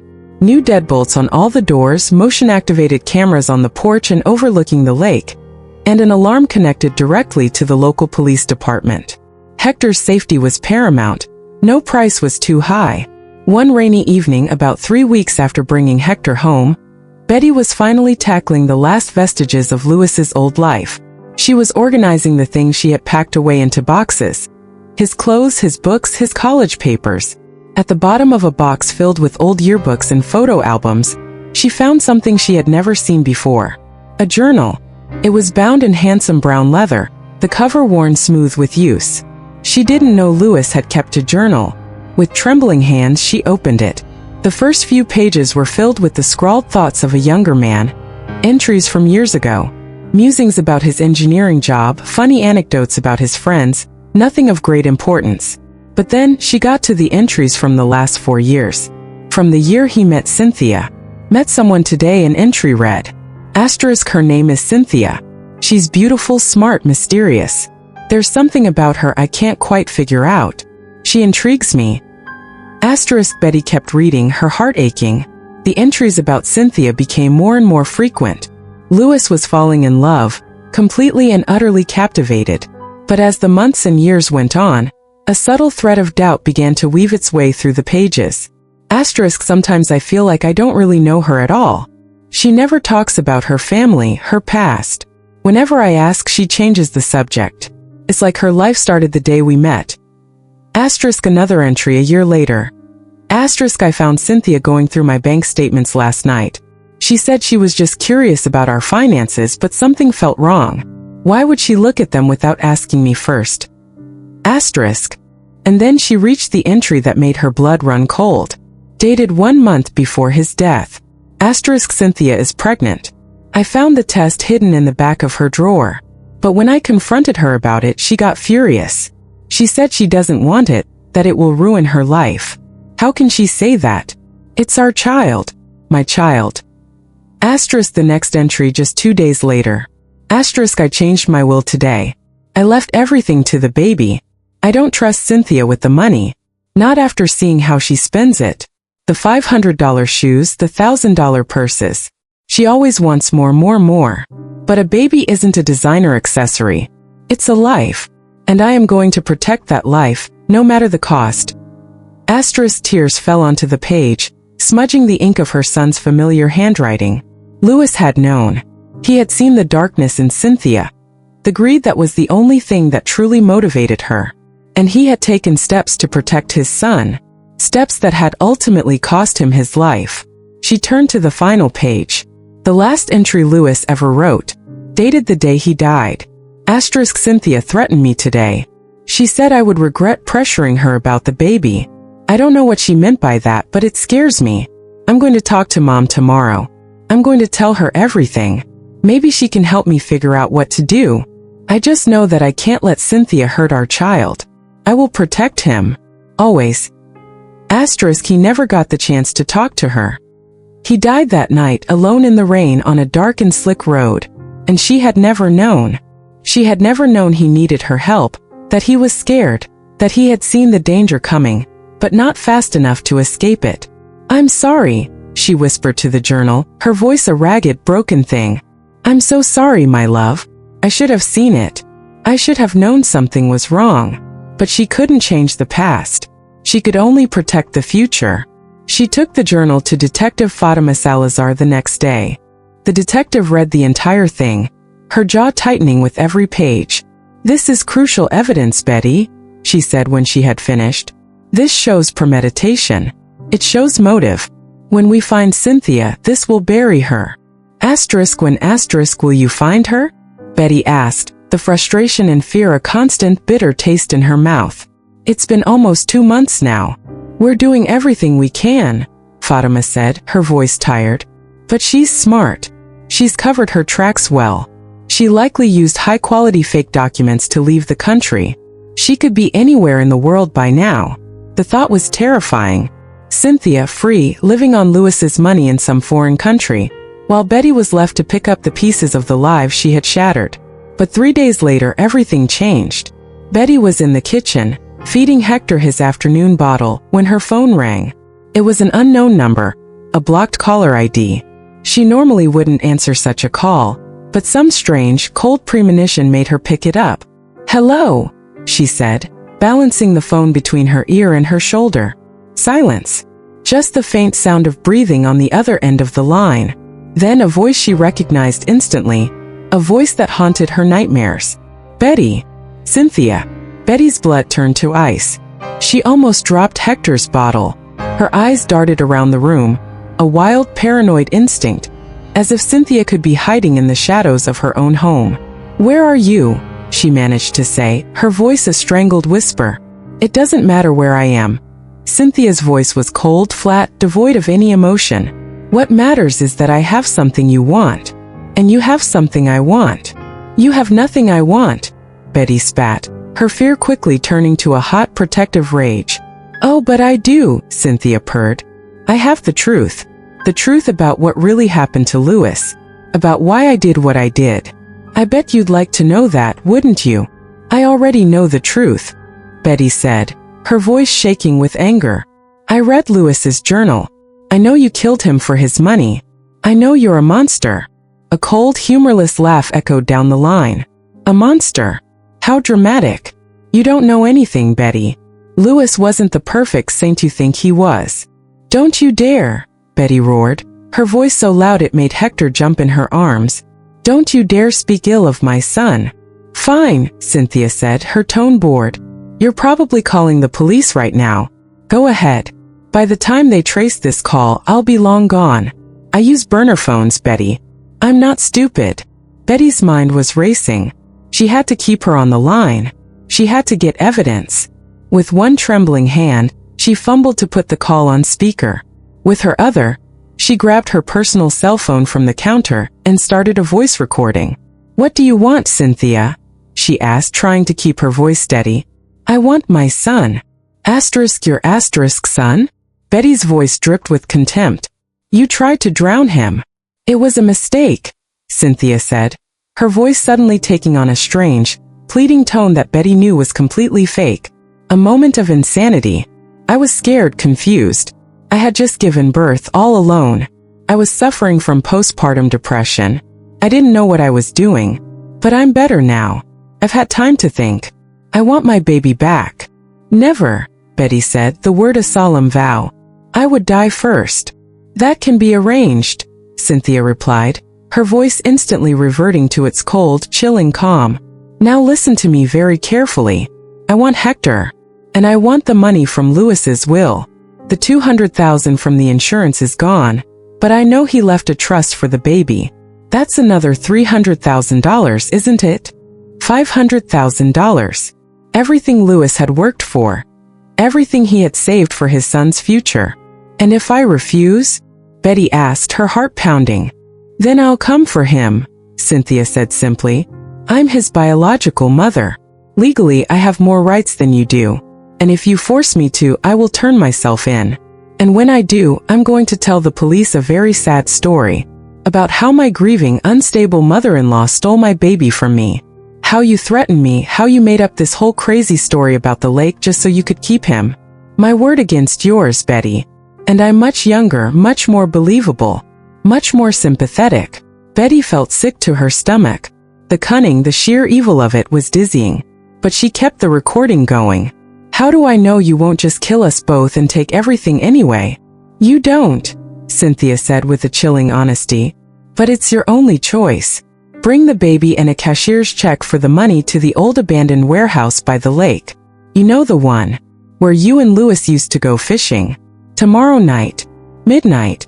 Come alone. If I see a single cop, I disappear forever. And eventually, I promise you, I will find a way to take Hector from you. Cynthia, wait. But the line was already dead. Betty stood there in the silence of her kitchen, trembling from head to toe, Hector cradled in one arm, her cell phone with the damning recording clutched in the other. She had evidence. She had proof that Cynthia was alive, that she was close, and that she had threatened her. Without a second's hesitation, she called Detective Fatima Salazar. She explained what had happened and sent her the audio file of the call. Perfect, the detective said, her voice tight with excitement and adrenaline. This is exactly what we needed. Now we're going to set a trap. She paused. You're going to go to that meeting, Betty, but we'll be there with you. Hidden. Waiting. And when she shows up to collect, we'll get her. What if something goes wrong? Betty asked, her voice a fearful whisper. What if she sees the police and runs again? She won't see us. Fatima promised, her voice filled with a steely confidence. I'll have snipers in position. Tactical teams hidden in the shadows. She is not getting away this time. And Hector. Hector stays with Eloise. In a safe, undisclosed location. You are not, under any circumstances, taking him with you. You're just going to pretend that you brought him. Betty nodded, though the detective couldn't see her. One more day. She just had to survive one more day. And then Cynthia would finally face justice. For Louis. For Hector. For all the pain and terror she had inflicted. She didn't sleep a wink that night. She sat in the rocking chair in Hector's nursery, watching him sleep, his tiny chest rising and falling in the soft glow of the nightlight. She memorized every detail of his perfect, innocent face. Just in case. In case something went terribly wrong. In case she never saw him again. Your daddy loved you, she whispered into the quiet darkness. And I love you. And tomorrow we're going to make sure you are safe. Forever. The next day passed in a torturous slow-motion crawl. Every minute felt like an hour, every hour an eternity. At 9 o'clock in the morning, Eloise arrived to pick up Hector. Betty had packed his diaper bag as if he were going on a week-long vacation, though she prayed with every fiber of her being that she would have him back in her arms in less than 24 hours. Diapers, formula, extra clothes, his favorite soft blue blanket. Her hands trembled as she placed each item carefully in the bag. "He'll be perfectly fine with me, Betty," Eloise said, her voice a soothing balm as she took Hector into her arms. "I have your number. The police have my address. No one is going to touch him. I promise you that." Betty kissed Hector on his soft, downy forehead. His skin smelled of baby lotion and hope. "I love you, little one," she whispered, her voice thick. "Grandma will be back for you soon." She watched from the doorway as Eloise's car disappeared down the street. It felt as if a piece of her soul was being torn away, but she knew it was necessary. Hector had to be far away from this. He had to be safe. Detective Fatima Salazar arrived at 2 o'clock in the afternoon with 3 other plainclothes officers, 2 men and a woman, all with grim, serious faces and the unmistakable bulge of a firearm under their jackets. They quickly and efficiently turned her cozy living room into a makeshift command center. Laptops, portable radios, and detailed satellite maps of the area around the abandoned warehouse covered her dining table. "Let's go over the plan one more time," Fatima said, spreading a large map on the table and pointing with a red marker. "The warehouse is here. It's been abandoned for at least 5 years. It has 3 potential entrances: the main loading bay doors, a side personnel door, and a rear exit. We'll have tactical teams covering all 3. She pointed to 2 spots on the roofs of the adjacent buildings. "Snipers here and here. They'll have a clear view of the warehouse interior through the broken skylights and windows. Assault teams will be staged here, in the woods behind the building, ready to move in the second we have visual confirmation of Cynthia inside." "And what exactly do I do?" Betty asked, her voice sounding surprisingly calm, a stark contrast to the frantic fluttering in her chest. "You go in. You talk to her. You keep her talking for as long as you can. We need her to confess on tape. We need her to admit that she killed Louis, that she tried to kill Hector. You'll be wearing a wire. We'll be recording everything." One of the male officers, a tall, serious man in his 30s, pulled out a small black device, no bigger than a button. "This goes on your collar right here," he said, pointing to a spot just below her chin. "It transmits everything in real time. It also has a built-in panic button." He pointed to a tiny raised bump on the device. "If you press this 3 times in a row fast, we move in immediately. No questions asked. No matter what." He showed her how it worked. She practiced pressing it with her thumb. 3 quick, decisive taps. Her life, she realized, might depend on her ability to remember that simple action. "What if she asks to see the baby?" Betty asked, the thought sending a fresh wave of fear through her. "You tell her he's in the car," Fatima instructed. "Tell her you want to talk first. That you need to understand why she did what she did." Appealed to her ego. Narcissists like Cynthia love to talk about themselves. Let her brag about how smart she was, how she got away with it. They spent the next few hours going over every detail, every possible contingency, every worst-case scenario. What to do if Cynthia was armed? What to do if she wasn't alone? What to do if anything went wrong?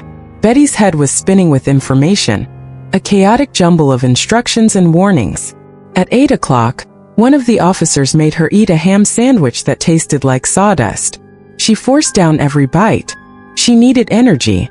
She needed to be alert. At 10, they fitted her with the wire, taping the small device securely to the inside of her blouse. They tested the audio again and again, having her speak in a normal voice, then a whisper, then a shout, making sure everything was working perfectly. "Remember Betty," Fatima said, her dark eyes locking with Betty's, her expression deadly serious. "You are not alone in there. I will be listening to every single word you say. The entire team will be just yards away. At the slightest sign of real danger, we are coming in. I will not let anything happen to you." Betty nodded, wanting to believe her, but the fear was a cold, coiling snake in the pit of her stomach. At 11:15, it was time to move out. Betty drove her own car, a familiar anchor in the terrifying, unfamiliar situation. Fatima sat in the passenger seat, ducked down low, out of sight. The other teams were already in position, the detective informed her, her voice a low murmur from the radio on her hip. Snipers in position. Rear team ready. Perimeter is secure. They arrived at the warehouse at 11:40. It looked even more decrepit and menacing in the darkness than it did in the daylight. The windows were dark, gaping holes like empty eye sockets. The walls were covered in faded, overlapping graffiti. A lifetime ago, Louis, a young boy with a fishing pole and a wide, hopeful smile, had sat on the pier behind this building. The memory felt like it belonged to another person, another life. Fatima slipped out of the car in a blind spot, melting into the shadows without a sound. And then Betty was alone, the silence in the car deafening. She looked at the dashboard clock. 11:55. 5 more minutes. She closed her eyes. She thought of Louis, of his easy laugh, of the affectionate way he always called her mom. She thought of what it would have been like to see him hold his own son. Then she thought of Hector, of his future, of the life he deserved to live. A life free from fear, free from threats, free from the long dark shadow of his mother. Midnight. Her phone vibrated. A text from an unknown number. One single chilling message. Asterisk, come in. Alone. Now. Asterisk. She took a deep, shuddering breath, opened the car door, and stepped out into the cold night air. She could see her breath misting in front of her. She walked towards the main loading bay door of the warehouse, her footsteps sounding unnaturally loud on the cracked pavement. The massive metal door was ajar. She placed her hand on the cold, rusted surface and pushed. It groaned in protest, the sound echoing ominously in the cavernous space beyond. Inside it was pitch black. The only light was the faint, silvery moonlight filtering through the broken skylights high above, casting long, distorted shadows that seemed to dance and writhe in the darkness. "Cynthia," she called out, her voice small and thin, swallowed by the vast empty space. "Close the door," a voice commanded from the shadows. Cynthia's voice. Betty's heart hammered against her ribs. She pulled the heavy door shut, plunging the warehouse into near-total darkness. As her eyes slowly, painfully adjusted to the gloom, she saw her, a figure standing in the center of the vast empty floor. She was dressed in dark clothes, black jeans, a black hooded sweatshirt. She looked different, thinner. Her long dark hair was gone, replaced by a short, choppy, bleached blonde cut. But it was her. There was no doubt. "You came," Cynthia said, her voice laced with something that sounded almost like surprise. "You said you wanted to talk," Betty replied, her hand instinctively going to the collar of her blouse, her thumb brushing against the cool, hard surface of the panic button. "I said I wanted my son and my money," Cynthia corrected her. "Where are they?" "I want answers first," Betty said, her voice gaining a strength she didn't know she possessed. "I want to know why. Why did you kill my son? Why did you try to kill your own baby?" Cynthia laughed. The same cold, mirthless sound Betty had heard on the phone. "Why do you think, Betty? For the money. It was always only about the money." "Louis loved you," Betty said, the words a painful accusation. "He would have given you anything." "Louis was a romantic fool," Cynthia sneered. "He talked about love and family and building a future. I wanted freedom. I wanted to travel the world, to live a life of luxury, not be tied down to a mortgage and a screaming baby." "Then why did you marry him?" "Because he was a means to an end. A good-hearted engineer with a steady income, a nice house and a fat life insurance policy. He was an investment. The plan was simple: wait 5 years, divorce him, take half of everything. But then I had the incredible misfortune of getting pregnant, and it ruined my perfect plan." Her words were like poison darts, each one piercing Betty's heart. Every word was being recorded, transmitted.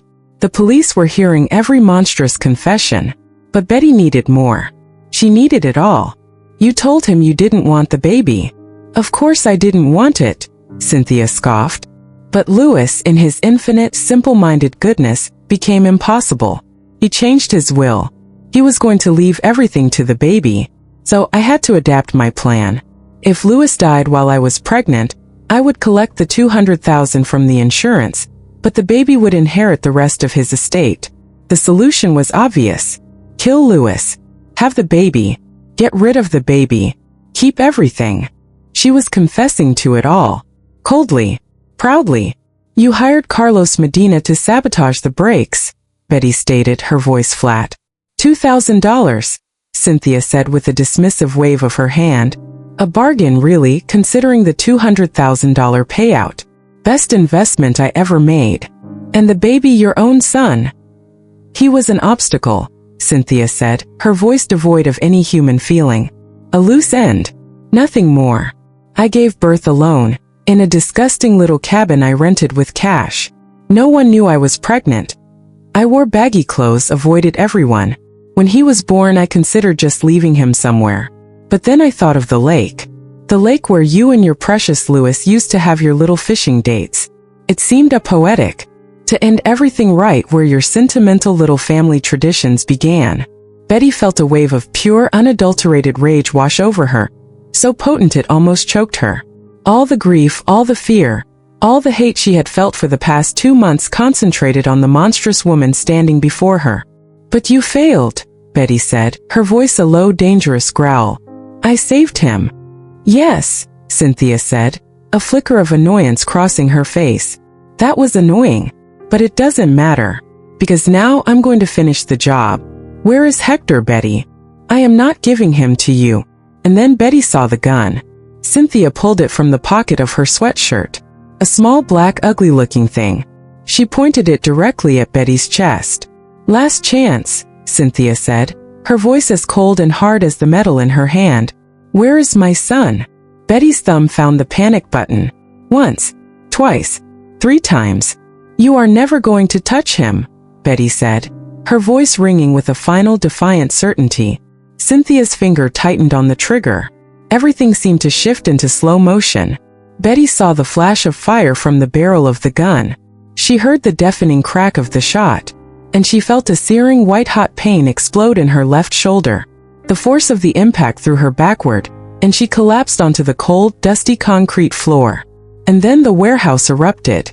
The doors burst open, flooding the space with blinding white light. Shouted commands echoed off the metal walls. Police!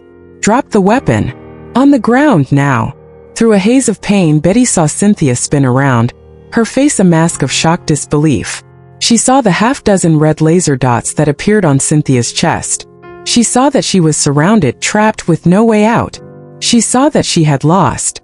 For a terrifying second, Betty thought Cynthia was going to start shooting, that she was going to try and take some of them with her. But instead, her shoulders slumped in defeat.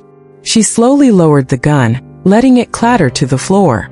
She raised her empty hands into the air. 3 officers swarmed her, tackling her to the ground, pinning her face down on the concrete, and cuffing her hands tightly behind her back. She was screaming now, a stream of curses and threats, but it didn't matter. She was caught. It was over. Fatima was suddenly there, kneeling beside Betty, her face a mixture of concern and relief. Betty, stay with me.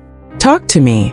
I'm okay, Betty managed to gasp, though the pain in her shoulder was an excruciating burning fire. You got her. Tell me you got her. We got her, Betty, Fatima said, her voice thick with emotion as she pressed a hand to Betty's bleeding shoulder. It's over now. Just stay still. The ambulance is on its way. Betty closed her eyes, a profound sense of peace washing over her, eclipsing the pain. It was enough. It was over. It was finally blessedly over. She woke to the familiar antiseptic smell of a hospital. But this time the feeling was different.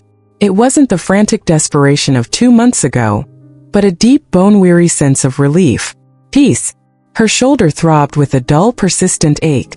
The doctor had told her she was lucky.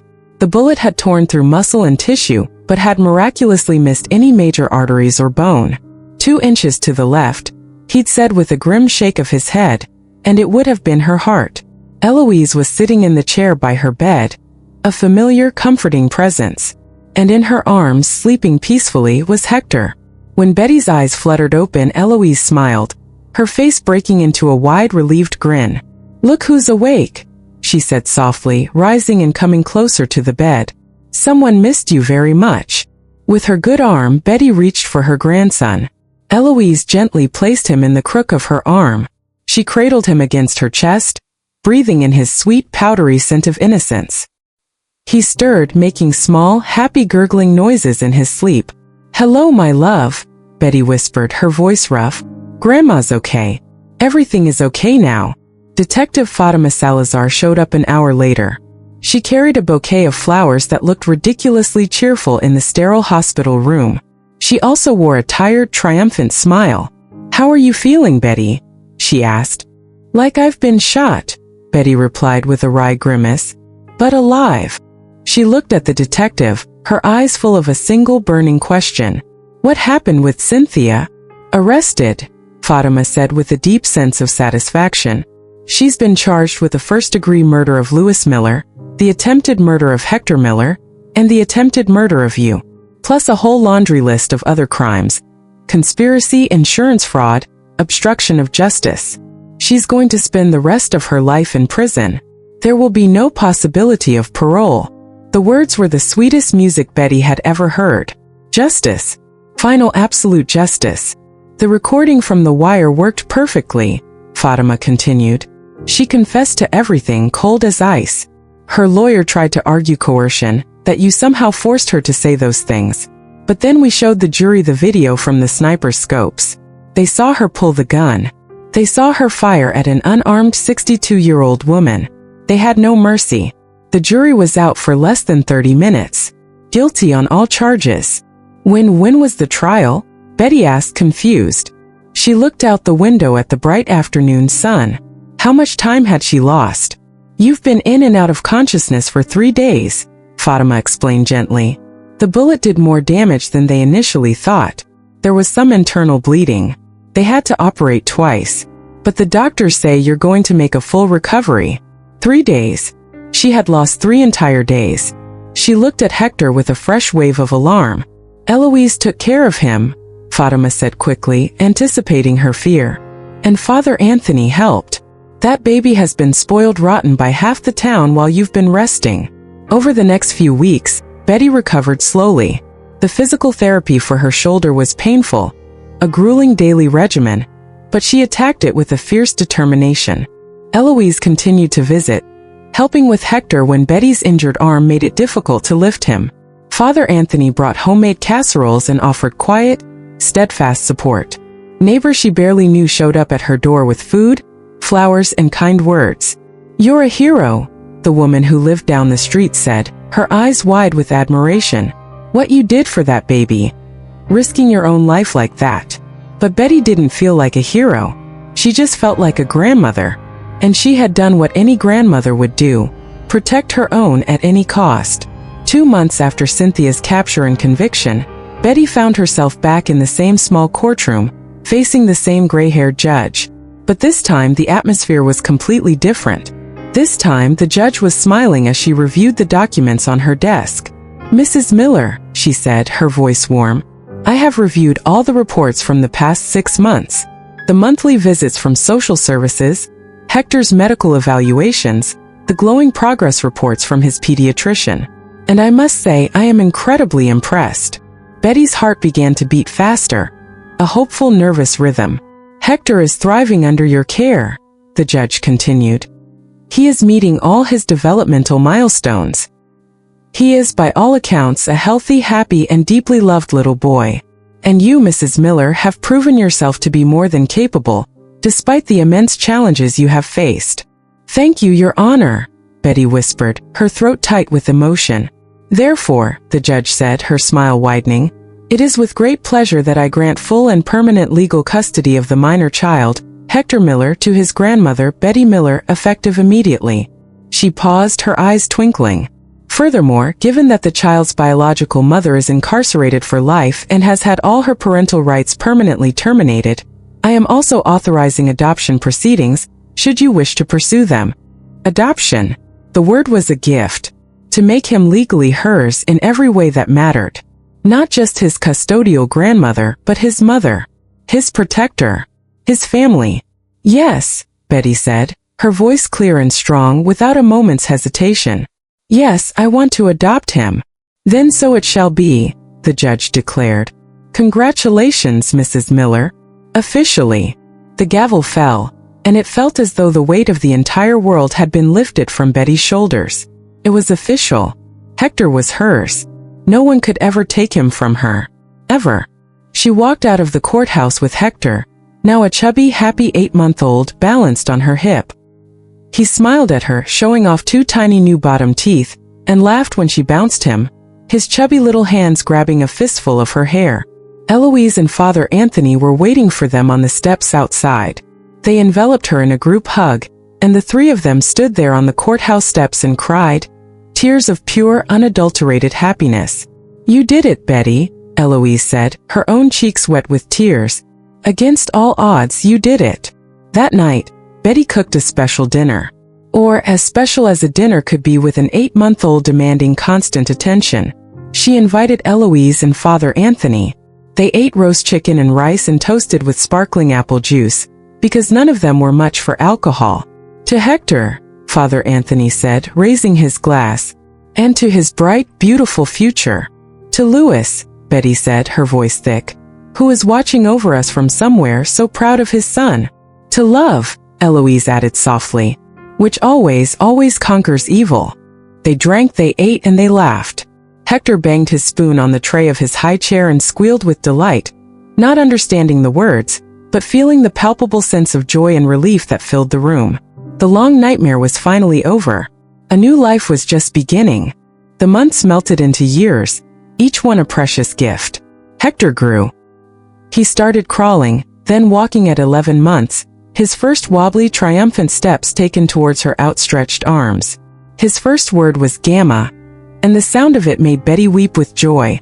At 2, he was a whirlwind of energy running through the house, his laughter echoing in the rooms that had once been so silent. At 3, he started preschool, a confident, happy little boy who made friends easily. Every milestone was a miracle. Every day was a treasure. Betty spoke of Louis often. She filled the house with his memory, not as a ghost of sorrow, but as a warm, loving presence. She showed Hector pictures, told him stories. "Your daddy was a good man," she would tell him as they looked through photo albums. Hector nestled on her lap. "He was so brave. He loved you so much even before he ever met you. He gave his life protecting you.